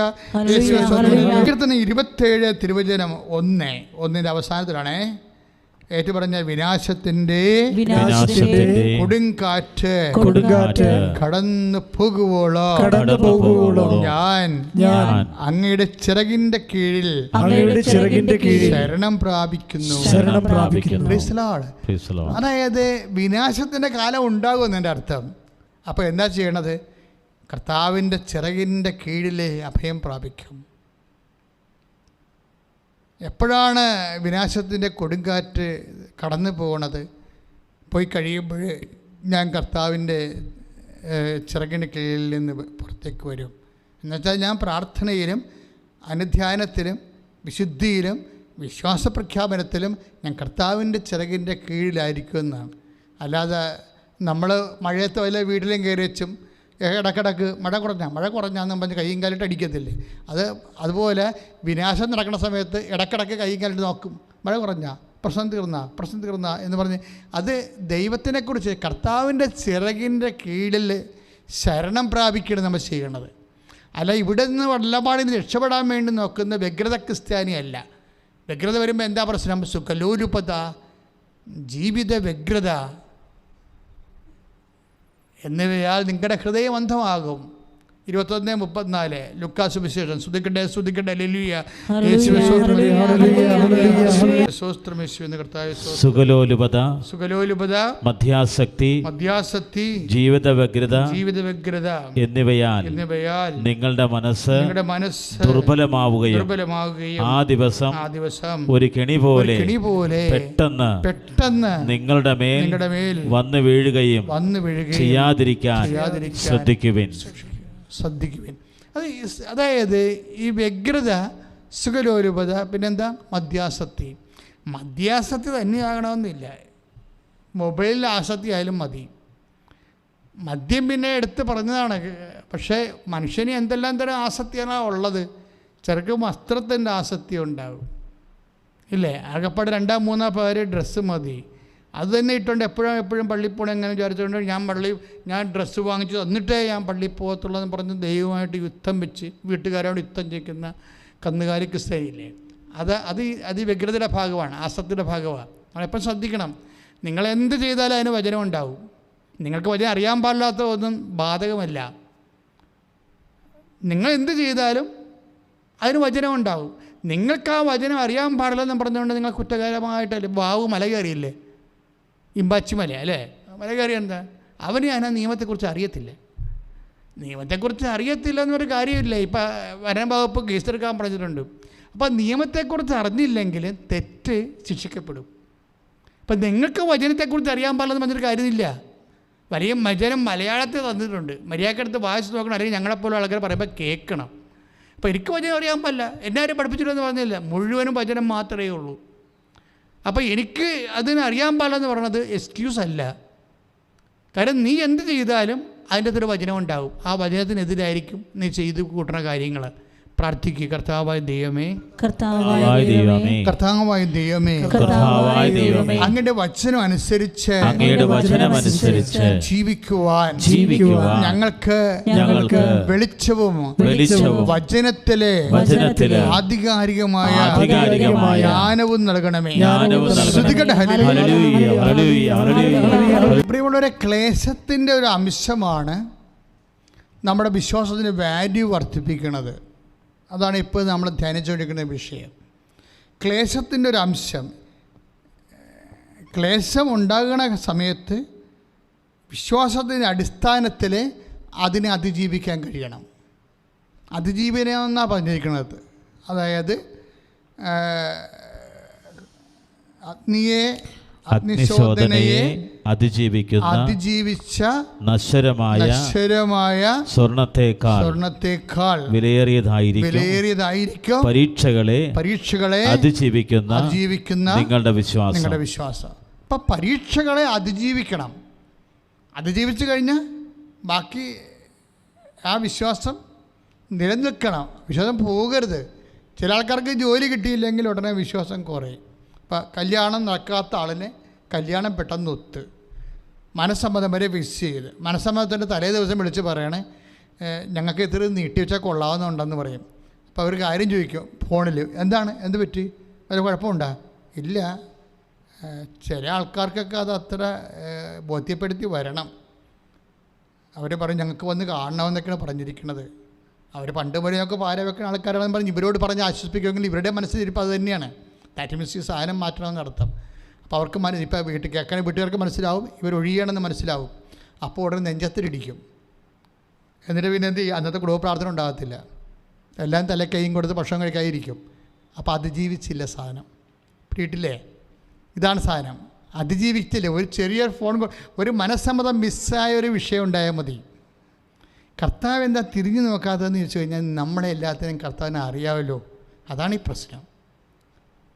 വേറെ വല്ല ആൾക്കാരുമാണെന്നൊക്കെ പ്രശ്നമില്ല. ഈശോയ്ക്ക് എല്ലാ വിഷയവും സ്കാൻഡ് കോപ്പി ഡേറ്റ ഉള്ളതാണ്. ഒരു ഇഷ്യൂ വന്നു കഴിഞ്ഞാൽ നമ്മൾ മറുകണ്ഠം ചാടുമെന്നുള്ളതും കണ്ടം വഴി ഓടുമെന്നൊക്കെ കർത്താവിന് കൃത്യമായിട്ട് അറിയാം. അപ്പം അതുകൊണ്ടാണ് അതിജീവിക്കണ വിശ്വാസം ഉള്ളവരെ അതായത് ചിലർക്ക് ഭയങ്കരമായ ദൈവിക ബുദ്ധിയാണ്. ഈ അതിജീവിച്ച വിശ്വാസത്തിന് ഒരു ഉദാഹരണം എന്താണെന്നറിയാമോ? ഞാൻ എപ്പോഴും പറയാറുണ്ട്, എപ്പോഴും നിങ്ങൾ എന്നിടയ്ക്ക് ഒന്ന് കേൾക്കുന്നതാണ്. എന്നാലും ഇപ്പോൾ ഈ ഉദാഹരണം വന്നപ്പോൾ അത് പറഞ്ഞാണ്. കാനംകാരി, അവളുടെ പ്രശ്നം എന്താണ്? അവളെ കരഞ്ഞു പിടിച്ച് കർത്താവ് എൻ്റെ മകൾ പിശാചി ബാധിതയാണ്, തീരും വെള്ളത്തും വീഴണമെന്നൊക്കെ പറഞ്ഞുകൊണ്ട് അങ്ങ് എന്നെ സുഖപ്പെടുത്തണം എന്നൊക്കെ പറഞ്ഞ് ഇവളുടെ പുറകെ നടക്കുകയും കർത്താവ് മൈൻഡ് ചെയ്യണ പ്രശ്നമില്ല. അപ്പോഴേ പത്രോസിന് പത്രോസ് പറഞ്ഞ് ഇത് നമുക്ക് ഒരു ഗ്ലാസ് വെള്ളം പോലും കുടിക്കാൻ പറ്റത്തില്ല, ഈ സന്തതി നേരെ ഇരച്ച് തള്ളി നമ്മുടെ കൂടെ വരികയാണ്, അവനെ പറഞ്ഞു വിടാൻ നോക്ക്, അല്ലെങ്കിൽ ഉള്ള സമാധാനം കൂടി പോകുമെന്ന് പറയുമ്പോൾ കർത്താവ് പറഞ്ഞു മക്കളുടെ അപ്പം എടുത്ത് പട്ടികൾ കൊടുക്കുക വിഹിതമല്ലെന്ന് പറയും. അവിടെ ഉപയോഗിക്കുന്ന വാക്കെന്താണ്? മക്കളുടെ അപ്പം എന്നാണ്. അപ്പം ആർക്കുള്ളതാണ്? വിശ്വാസത്തിൽ മക്കളായിരിക്കുന്നവർക്കുള്ളതാണ്. അല്ല യഹൂദൻ്റെ കാര്യമല്ല പറയണത്. വിശ്വാസം, ഞാൻ കഴിഞ്ഞ ദിവസങ്ങൾ നിങ്ങൾ പറഞ്ഞു, വിശ്വാസം നമുക്ക് എന്തു തരുന്നോ? വിശ്വാസം നമുക്ക് നിത്യജീവൻ നൽകുന്നു എന്ന് വെച്ച് കഴിഞ്ഞാൽ നമ്മളെ ക്രൈസ്തവരും ദൈവത്തിൻ്റെ മക്കളും മോക്ഷരാജ്യത്തിൻ്റെ അവകാശികളും. അപ്പോൾ അവകാശികൾ ആരാണ്? മക്കളാണ്. വിശ്വാസം എന്താ ആരാക്കണതാണ്? വിശ്വാസം നമ്മളെ എന്താക്കും? മക്കളാക്കും. അതാണ് ഈശോ പറയണത്. അല്ലാതെ വേറെ ഉദാഹരണമൊന്നുമില്ല അതിന്. കർത്താവ് ഇങ്ങനെ പറഞ്ഞില്ല, അവരെ പട്ടിയെന്ന് വിളിച്ചില്ല എന്നല്ല എൻ്റെ അർത്ഥം. അതായത് അവിടുത്തെ മെയിൻ ഇമ്പോർട്ടൻസ് എന്താണ്? മത്തായിയുടെ സുവിശേഷം 15:25 വായിച്ചോളൂ. അവനെ പ്രണമിച്ചു, കർത്താവെ എന്നെ സഹായിക്കണമെന്ന് അപേക്ഷിച്ചു. അവൻ പറഞ്ഞു, മക്കളുടെ അപ്പമെടുത്ത് നായ്ക്കൾക്ക് എറിഞ്ഞു കൊടുക്കുന്നത് ഉചിതമല്ല. Price the Lord. അതാണ് വിഷയം. അതായത് ഈശോയെ പ്രണമിച്ചുകൊണ്ട് പറഞ്ഞു, എന്നെ സഹായിക്കണമേ. ആരാണ്? അവളുടെ മകൾക്ക് വേണ്ടി കാനങ്കാരിയെ പ്രാർത്ഥിക്കുന്നതാണ്. അപ്പോൾ ഈശോ പറയുന്നത് എന്താണ്? മക്കളുടെ അപ്പം. അപ്പം അപ്പം ആർക്കുള്ളതാണ്? മക്കൾക്കുള്ളതാണ്. അതാണ് വിഷയം. മക്കളെന്ന് പറഞ്ഞാൽ ആരാണ്? വിശ്വാസികൾ. വിശ്വാസികൾക്കുള്ളതാണ്, അവിശ്വാസികൾക്കുള്ളതല്ലെന്ന് ദൈവത്തിൻ്റെ അപ്പം. It is very clear. നമ്മൾ വേറെ ഒന്നും ചിന്തിച്ച് നമ്മൾ വ്യാഖ്യാനിച്ച് കടകയറേണ്ട ഒരു കാര്യമില്ല. കാര്യം മക്കളാണെങ്കിൽ അവകാശികളാണെന്ന് പൗലോസ് അപ്പോസ്തലൻ പറയുന്നുണ്ട്. മക്കളാണെങ്കിൽ നമ്മളെങ്കിൽ അവകാശികളാണ്. അപ്പം ആർക്കുള്ളതാണ്? അവകാശികൾക്കുള്ളതാണ്. അവകാശികൾ ആരാണ്? മക്കളാണ്. മക്കളുടെ അപ്പം എടുത്തിട്ട് അവകാശമില്ലാത്തവർ കൊടുക്കുന്ന വിഹിതമല്ല. വിശ്വാസിയുടെ അപ്പം എടുത്തിട്ട് അവിശ്വാസിക്ക് കൊടുക്കുന്നത് വിഹിതമല്ല എന്ന് ഈശോ പറഞ്ഞത്. അപ്പോൾ അവളെന്താ പറയണത്? തിരിച്ച് പറഞ്ഞു. അപ്പോൾ അവൾക്ക് ഭയങ്കര പട്ടിയെന്നൊക്കെ വിളിക്കുമ്പോൾ കുറച്ച് സങ്കോചം ഉണ്ടാവും. അതാണ് എൻ്റെ കണ്ടൻറ് എന്ന് പറയുന്നത്. Grace content. ഗ്രേസ് കണ്ടൻറ് അതാണ്. പറഞ്ഞോളൂ, വായിച്ചോളൂ. അവൾ പറഞ്ഞു, അതേ കർത്താവേ, നായ്ക്കളും യജമാനന്മാരുടെ മേശയിൽ നിന്ന് വീഴുന്ന അപ്പക്കഷ്ണങ്ങൾ തിന്നുന്നുണ്ടല്ലോ. Praise the lord. ഇതിൻ്റെ വിഷയം എന്താ? അതിനകത്തൊരു സഫറിങ് കണ്ടൻറ് ഉണ്ട്. SC എന്ന് ഞാൻ ഓമനപ്പേര് വിളിക്കുന്ന സഫറിങ് കണ്ടൻറ്. അതായത് എല്ലാ ഫെയ്ത്ത് അപ്ഗ്രഡേഷനിലും ഫെയ്ത്തിൻ്റെ ഒരു നിലവാര ഉയർച്ചയിൽ എപ്പോഴും ഒരു സഫറിങ് കണ്ടൻറ് ഉണ്ടാവും. അവൾക്കൊരു സഫറിങ് കണ്ടൻറ് ഈസിയിട്ട് കൊടുക്കുകയാണ്. എന്താണ്? അവളെ പട്ടിയെന്ന് വിളിച്ചോ. അപ്പോൾ അവൾക്ക് വേണമെങ്കിൽ പറയാം, ഈ മനുഷ്യൻ ദൈവവുമല്ല പിശാചുമല്ല ആരുമല്ല, ഭയങ്കര കടകട്ട പരിപാടിയാണ്, ഇത് ആൾക്കാരെ പറ്റിക്കാൻ വേണ്ടി ഓരോ വിഷം കെട്ടി ഇറങ്ങിയിരിക്കുകയാണ്, എനിക്ക് നിങ്ങളുടെ സൗഖ്യം വേണ്ട, ഒരു മണ്ണാങ്കട്ടയും വേണ്ട, ഗുഡ് ബൈ എന്ന് പറഞ്ഞാൽ അവൾക്ക് പോകാം. പക്ഷെ അവൾ പോകത്തില്ല. കാര്യം അവൾ പരീക്ഷയാണ്. ഇവളെ പട്ടിയെന്ന് വിളിച്ചതോടുകൂടി ഒരു പരീക്ഷ കൊടുത്തിരിക്കുകയാണ്. എന്തിനാണ്? ഈ പരീക്ഷയോടുകൂടി ഇവളുടെ വിശ്വാസം ഗ്രേഡ് ചെയ്യണം. നമ്മളുടെ എല്ലാ വിഷയവും അത് തന്നെയാണ്. വിശ്വാസം അപ്ഗ്രേഡ് ചെയ്യാൻ വേണ്ടിയുള്ള കാര്യങ്ങളാണ്. പക്ഷേ ഇവളെന്ത് ചെയ്ത്? ഇവൾ കയറി അക്സെപ്റ്റ് ചെയ്ത്. ഈശോ പറഞ്ഞു, ഈശോ പട്ടിയെങ്കിൽ പട്ടി, ഞാൻ പട്ടിയാണ്, സമ്മതിച്ചെന്ന് പറഞ്ഞു. അക്സെപ്റ്റ് ചെയ്ത് അവൾ. അതിന് തർക്കിക്കാൻ പോയില്ല. അവർക്ക് തർക്കിക്കുകയോ ബഹളം ഉണ്ടാക്കുകയോ ചെയ്തില്ലെന്ന് പറഞ്ഞില്ലേ? സകലദാസൻ്റെ ഒരു ഫീച്ചറാണത്. ഐസയ 53:7 ഐസയ 53:7 അവൻ തർക്കിക്കുകയോ ബഹളമുണ്ടാക്കുകയില്ല. അപ്പം അതായത് സബ്മിസീവായി എന്ന് പറഞ്ഞ്, കർത്താവെ അങ്ങ് പറഞ്ഞു ശരിയാ, ഞാൻ പട്ടിയാണ്. പക്ഷെ ഒരു കാര്യമുണ്ട്. എന്താണ്? പട്ടികൾ പോലും യജമാനന്മാരുടെ മേശയിൽ നിന്ന് വീഴുന്ന അപ്പക്കഷ്ണങ്ങൾ തിന്നാറുണ്ടല്ലോ. ആക്ഷേപവും അപമാനവും കൂടി വന്നിട്ട് ഇതിനെ ഇങ്ങനെ വിശ്വാസം കൊണ്ട് ഈ വ്യക്തി അതിജീവിക്കണ കാണാൻ ഭയങ്കരമായ ഒരു രസകരമായ കാര്യമാണ്. അപ്പോൾ ഇതോടുകൂടി, അതായത് ഇത് ഭയങ്കര ഒരു വെട്ടിപ്പിടുത്താൻ പോലെ പോയി. കാരണം അവൾ പറയുന്നത്, കർത്താവേ ശരിയാണ്, നീ യജമാനനാണ്, ഞാൻ പട്ടിയുടെ വില പോലും ഇല്ലാത്ത ആളാണ്. പക്ഷേ ഒരു കാര്യം ഉണ്ട്. എന്താണ്? പട്ടിക്കുഞ്ഞുങ്ങളെ പോലും യജമാനന്മാരുടെ മേശയിൽ നിന്ന് വീഴുന്ന അപ്പക്കഷ്ണങ്ങൾ തിന്നാറുണ്ടല്ലോ. ഒരു പക്ഷേ ഇത്രയും ഇൻ്റലിജൻ്റായിട്ട് ആരും കർത്താവിനോട് ഒരു കാലത്തും സംസാരിച്ചിട്ടില്ല. ഒരു കാലത്തും കർത്താവിനോട് സംസാരിക്കുമ്പോൾ ഇൻ്റലിജൻ്റായിട്ട് സംസാരിക്കണമെന്നാണ് കാനങ്കാരി നമ്മളോട് പറയുന്നത്. വല്ല പൊട്ടവർത്താനം കയറി പറഞ്ഞേക്കരുത്, പണി മേടിക്കാൻ സാധ്യതയുണ്ടെന്നാണ്. പണി പാഴ്സൽ കിട്ടും. എന്താ കാര്യം? ഇവിടെ പറഞ്ഞു കേട്ടില്ലേ? കർത്താവ്, you are correct, I am too and you are the lord. നീ നീ കർത്താവേ, നീ അധികാരിയാണ്, ഞാനത് അക്സെപ്റ്റ് ചെയ്യുന്നു. പക്ഷേ എനിക്കും അർഹതയുണ്ട്. എന്താണ്? നിൻ്റെ മേശപ്പുറത്ത് നിൻ്റെ ഒപ്പം ഇരിക്കാൻ പറ്റില്ലെങ്കിലും താഴെ കിടന്ന് അവിടുന്ന് വീഴുന്ന കാരണങ്ങൾ തിന്നാനുള്ള യോഗ്യത എനിക്കുണ്ടല്ലോ. Your faith great. അതാണ് ഈശോ പറയുന്ന മറുപടി. എന്താ പറയണത്? സ്ത്രീയെ, നിൻ്റെ വിശ്വാസം വലുതാണെന്ന്. ദാറ്റ് മീൻസ് എന്താണ്? മൂല്യവർദ്ധനയുള്ള വിശ്വാസമാണ് അല്ലേ? അഗ്നിശോധനയെ അതിജീവിച്ച വിശ്വാസമാണ്. അതാണ് വലിയ വിശ്വാസം എന്ന് പറയുന്നത്.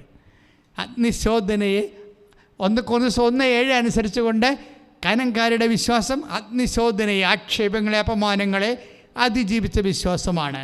യാക്കോബ് 1:3 അനുസരിച്ചുകൊണ്ട് സ്ഥിരതയുള്ള വിശ്വാസമാണ്. പ്രാർത്ഥിക്കുക, കർത്താവേ കാനൻകാരിയെപ്പോലെ മൂല്യവർദ്ധിതമായ വിശ്വാസത്താൽ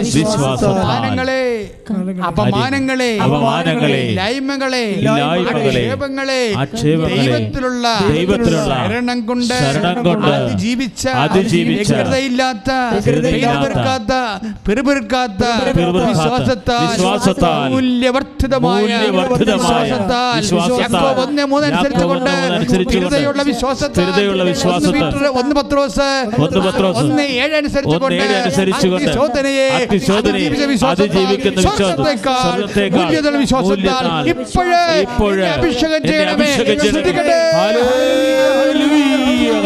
അതായത് ഈശോയിൽ വിശ്വസിക്കുക എന്ന് പറഞ്ഞാൽ അതാണ് നമ്മളുടെ സാധാരണ ഒരു കപ്പാസിറ്റി. പക്ഷെ നമ്മൾ ആരിലാണ് വിശ്വസിക്കുന്നത്? ഈശോയിലാണ് വിശ്വസിക്കുന്നത്. ഈശോ ആരാണ്? സഫറിങ് സെർവൻ്റാ, സഹനദാസനാണ്. ഈശോയിൽ വിശ്വസിക്കുക എന്ന് വെച്ച് കഴിഞ്ഞാൽ നമ്മൾ വിശ്വസിക്കണ ഈശോയുടെ ഉയർപ്പിലാണ്. പക്ഷേ ഉയർപ്പിൽ വിശ്വസിക്കുമ്പോൾ നമുക്കൊരു കാര്യം ചെയ്യേണ്ടി വരും. എന്താണ്? അവൻ്റെ മരണം പ്രഖ്യാപിക്കണം. മരണം പ്രഖ്യാപിച്ച് അവൻ്റെ ഉയർപ്പിൽ വിശ്വസിച്ച് കഴിഞ്ഞ് നമുക്കൊരു കാര്യം ചെയ്യേണ്ടി വരും. എന്താണ്? അവൻ്റെ വരവ് കാത്തിരിക്കണം. And this is Christianity. ഇതാണ് സംഭവം. ഇതെന്ന് പറയണത് തുടങ്ങണ എങ്ങനെ? ചുമ്മാ ഒരു വ്യക്തിയെ വിശ്വസിക്കണമല്ല. ആ വ്യക്തി എന്ന് പറയുന്നത് എന്താണ്? അവൻ മരണം, അവൻ രക്ഷയാണവൻ. രക്ഷ. ക്രിസ്തു എന്ന് പറഞ്ഞാൽ എന്താ രക്ഷ? ശെമയോൻ ഈശോനെ കയ്യിലെടുത്തിട്ട് എന്നാ പറയണത്? എല്ലാ മനുഷ്യർക്കും വേണ്ടി ഒരുക്കിയിരിക്കുന്ന രക്ഷ. ലുക്ക 2:30 എന്താ പറയണത്? വിശുദ്ധ ലുക്കാസ് സുവിശേഷം 2:30 എന്താ പറയണത്? ഏറ്റു പറഞ്ഞ് എല്ലാ മനുഷ്യർക്കും വേണ്ടി ഒരുക്കിയിരിക്കുന്ന രക്ഷ എൻ്റെ കണ്ണുകൊണ്ട് കണ്ടിരിക്കുന്നു. അപ്പൊ ഈശോ എന്ന് പറഞ്ഞത് ആരാണ്? രക്ഷയാണ്. ഈ രക്ഷ എങ്ങനെയാണ് ഈശോ സാധിക്കണത്? അവൻ്റെ മരണത്തിലൂടെ, പാപത്തിന് പരിഹാരമായി അവൻ്റെ മരണത്തിലൂടെ. അപ്പോൾ യേശുവിനെ പ്രഖ്യാപിക്കുക, വിശ്വസിക്കുക എന്ന് പറയുമ്പോൾ അവൻ്റെ മരണത്തിൻ്റെ ഭാഗമാകുക എന്നുള്ളത് it's a fact, it is there, അവിടെ ഉണ്ട്. Why there is inevitable sufferings in the life of Christians. എന്തുകൊണ്ടാണ് ക്രിസ്ത്യാനിയുടെ ജീവിതത്തിൽ ഇത്രയും വലിയ സഫറിങ്ങിൻ്റെ ഒരു വലിയ എന്താ പറയുക ഹാർവസ്റ്റിംഗ് നടക്കുന്നത്? വിതക്കുമ്പോഴുണ്ടാകുന്ന വേദന കൊയ്യുമ്പോൾ അറിയുന്നില്ലല്ലോ. And we will harvest. നിത്യതയെ കർത്താവിൻ്റെ കൂടെ നമ്മൾ കൊയ്യും, കൃപാവരങ്ങളെ കൊയ്യും, നിത്യസന്തോഷത്തെ കൊയ്യും. അതൊക്കെ മുമ്പ് കണ്ണുനീരോടെ വിതക്കും. നമ്മൾ ഈ ഭൂമിയിലാണ് കണ്ണുനീരോടെ വിതക്കുന്നത്. അവൻ ജയഘോഷത്തെ കൊയ്യുമെന്നാണ് സങ്കീർത്തനം കൊടുത്തിട്ട് പരിശുദ്ധാത്മാവിൻ്റെ വെളിപാട്. ശ്രുതികട്ടെ. പ്രിയമുള്ളവരെ, എങ്ങനെ ഈ സർവൈവ്ഡ് ഫെയ്ത്ത്? ഞാൻ പറഞ്ഞില്ലേ, ക്രിസ്തു വിശ്വസിക്കുക. ഇപ്പം നമ്മൾ യോഹന്നാൻ്റെ സുവിശേഷം 1:12 ഇപ്പോൾ 1 യോഹന്നാൻ എൻ്റെ സുവിശേഷം 1:12 എന്താ പറയണത്? അവൻ്റെ നാമത്തിൽ, ഏറ്റു പറഞ്ഞേ, അവൻ്റെ നാമത്തിൽ വിശ്വസിക്കുന്നവർക്കെല്ലാം ദൈവമക്കളാകാനുള്ള കഴിവ് നൽകി. അപ്പോഴേ ആർക്കായി അവൻ്റെ ഈ വിശ്വാസം എന്താണ് നൽകണത്? ദൈവമക്കളാകാനുള്ള കഴിവാണ് നൽകണത്. കാര്യം എന്താണ്? അപ്പം മക്കൾക്കുള്ളതാണ്. അതാണ് ഈശോ പറയുന്നത്, വിശ്വാസിക്കുള്ളതാണ്. അതാണ് മക്കളുടെ അപ്പം എടുത്ത് നായ്ക്കൾക്ക് കൊടുക്കുക വിഹിതമല്ലെന്ന് പറയണത്. കാര്യം അവിശ്വാസിയെ നായ്ക്കളായിട്ടാണ് കർത്താവ് കാണുന്നത്. സംശയമുണ്ട്. അവിശ്വാസിയെ അവസ്ഥ എന്താണ്? അവൻ നായ്ക്ക് പട്ടിയാണവൻ. ഞാനീ തെമ്മാടിക്കുഴി കാണുമ്പോൾ പറഞ്ഞ് പട്ടികളെ കുഴിച്ചിടം കൊണ്ട് സാധനം. കാര്യം പള്ളിയിലും കയറത്തില്ല, ഒരു പരിപാടിക്കും ഇല്ല, വിശ്വാസമില്ല, ഒന്നുമില്ല. കർത്താവ് എന്താ പറയണത്? അവിശ്വാസി പട്ടിയാ, ഒരു സംശയമില്ല. അപ്പം ആർക്കാവുള്ളത്? നിത്യതയിൽ ആർക്കാണ് വിരുന്നുള്ളത്? വിശ്വാസിക്കാനുള്ളത്. അതുകൊണ്ട് തന്നെ കാനൻകാരിയോട് അങ്ങനെ കർത്താവ് പറയണത്. കർത്താവ് അങ്ങനെ പറയാൻ കാര്യം എന്താണ്? ഇപ്പം എന്താ ഇവിടെ പറഞ്ഞിരിക്കണത്? യോഹന്നാൻ 1:12 എന്താ പറയണത്? അതായത് അവന്റെ നാമത്തിൽ പറഞ്ഞേ, അവന്റെ നാമത്തിൽ വിശ്വസിക്കുന്നവർക്കെല്ലാം ദൈവമക്കളാകാനുള്ള കഴിവ് നൽകി. അപ്പം മക്കളാകാനുള്ള കഴിവെന്ന് പറയണത് വിശ്വാസം നമുക്ക് നൽകണ എന്താണ്? ഒരു കഴിവാണ്. അതാ യോഹന്നാൻ്റെ 1:12 പറയണത്. എന്താ പറയണത്? ഏറ്റു പറഞ്ഞ്, അവന്റെ നാമത്തിൽ വിശ്വസിക്കുന്നവർക്കെല്ലാം ദൈവമക്കളാകാനുള്ള കഴിവ് നൽകി. അപ്പൊ മക്കളെന്ന് പറഞ്ഞാൽ എന്താണ്? ഒരു കഴിവാണ്, എബിലിറ്റി, കപ്പാസിറ്റിയാണ്. ആ കപ്പാസിറ്റി നമുക്ക് ഉണ്ടാകണത് എങ്ങനെയാണ്? വിശ്വാസത്തിലൂടെയാണ്. പക്ഷേ മക്കൾക്ക് ഉള്ള അവസ്ഥ അറിയാമല്ലോ. മക്കൾക്ക്, എൻ്റെ മകനെ, എനിക്കുള്ളതെല്ലാം നിനക്കുള്ളതല്ലേ? ഇവൻ മൃതനായിരുന്നു, അവനിപ്പോൾ ജീവിക്കണോ? അവൻ നഷ്ടപ്പെട്ടിരുന്നോ? അവനിപ്പോൾ കണ്ടുകിട്ടിയിരിക്കുന്നു. ഇപ്പോഴും നമ്മൾ സന്തോഷിക്കണ്ടേ എന്ന് ചോദിക്കുമ്പോൾ മക്കളും ചേട്ടനും അനുജനും ഉണ്ടെങ്കിലും അവിടെ ഒരു 2 തരം അവകാശങ്ങളാണ് ഉള്ളത്. ഒന്ന് അടിമയ്ക്ക് കിട്ടുന്ന ഔദാര്യം, മറ്റത് അപ്പൻ്റെ കൂടെ നിന്ന് കിട്ടുന്ന ശാശ്വതമായ സ്മരണ. ഇത് രണ്ടാ. ഇപ്പം എങ്ങനെയെങ്കിലും ഇവിടെ ജീവിച്ചിട്ട് അവസാനം അനുഗ്രഹം അടിച്ചു മാറ്റാമെന്നൊന്നും ഒരു വ്യാമോഹം വേണ്ട. അതിന് കർത്താവ് കഥ പറയുന്നുണ്ട്. എൻ്റെ മകനെ എന്ന് പറയുമ്പോൾ മൂത്ത മകൻ ശാഠ്യം പിടിക്കും. അപ്പാ, വേശ്യകളുടെ കൂടെ ഇവൻ ദൂർത്തടിച്ചു, നമ്മുടെ കുടുംബ തറവാട് ചിത്തപ്പേരുണ്ടാക്കിയിട്ട് അവൻ പോയിരിക്കണാണ്. ഇപ്പം അവൻ വന്നപ്പോൾ ഇത്രയും നാൾ കുഞ്ഞാടിനെ പോലെ നിന്നോട് ഞാൻ ചോദിച്ചിട്ട് നീ തന്നില്ല. അവന് വേണ്ടി കൊഴുത്ത കാളക്കുട്ടിയൊക്കെ കൊടുത്തു, വലിയ ഉടുപ്പൊക്കെ ഇട്ട് അവൻ നിൽക്കണം, കണ്ടില്ലേ? എന്താ, ഞാനാണ് ധർമ്മക്കാരൻ, ഞാൻ ഇവിടെ നിന്ന് പോണോ എന്ന് ചോദിക്കുമ്പോൾ അപ്പം പറയണ വാക്കുണ്ട്, എൻ്റെ മകനെ എനിക്കുള്ളതെല്ലാം നിനക്കുള്ളതാണ്. അല്ലാതെ അവനെ തഴഞ്ഞില്ല. നമ്മളെ ദൂർത്ത പൊത്തണേയും പൊക്കി തോളെ വെച്ചോണ്ട് നടക്കണേ. അവന് ഇപ്പോഴും ധർമ്മക്കാരുടെ തന്നെ റാങ്കിൽ കിടക്കണ കക്ഷി. കാര്യം അപ്പൻ ഈ മൂത്ത മകനോട് ഇങ്ങനെ സംസാരിക്കുമ്പോൾ തന്നെ ഇളയ മകൻ്റെ കാര്യത്തിൽ തീരുമാനമായെന്ന് വ്യക്തമല്ലേ? എൻ്റെ മകനെ എനിക്കുള്ളതെല്ലാം നിനക്കുള്ളതാണെന്ന്. ഇവനോട് കാണിക്കണ ഔദാര്യം എന്താണ്? ഇവൻ തന്നെ തിരിഞ്ഞ് നടന്നിട്ട് വരികയല്ലേ? ഞാനൊരു അപ്പനല്ലേ, യു അണ്ടർസ്റ്റാൻഡ് മീ. ഭയങ്കര ലീനിയൽ അണ്ടർസ്റ്റാൻഡിങ്ങാണ് സംഭവം നടന്നിരിക്കുന്നത്. അപ്പം നമ്മൾ ചോദിക്കുവേ, ഞാൻ കൃത്യമായിട്ട് ദേവാലയത്തിൽ പോകുന്നുണ്ട്, ഞാൻ കർത്താവിൻ്റെ വിശുദ്ധിയോട് ജീവിക്കുന്നുണ്ട്, നോൻപ് ആചരിക്കുന്നുണ്ട്, സഭയുടെ പ്രമാണം ഏൽപ്പിക്കുന്നുണ്ട്, പക്ഷേ എനിക്ക് നിൻ്റെ മുമ്പിലൊരു വില ഉള്ളില്ലല്ലോ, ഞാനിപ്പോഴും കരഞ്ഞു പിടിച്ചല്ലേ ജീവിക്കണത് എന്ന് നീ കർത്താവിനോട് ചോദിച്ചാൽ എൻ്റെ മകളെ എന്ന് പറഞ്ഞാൽ കർത്താവ് വിളിക്കും, എൻ്റെ മകനെ. കാര്യം കർത്താവ് ഇവിടെയുള്ള ഈ മിന്നലാട്ടങ്ങളൊന്നും വ്യക്തി കഥയായിട്ട് കാണുന്നില്ല. അതാണ് പ്രശ്നം. എന്താ കാണുന്നത്? നിത്യതയുടെ നിത്യമഹത്വത്തെക്കുറിച്ചാണ് കർത്താവ് മനസ്സിൽ കാണുന്നത്.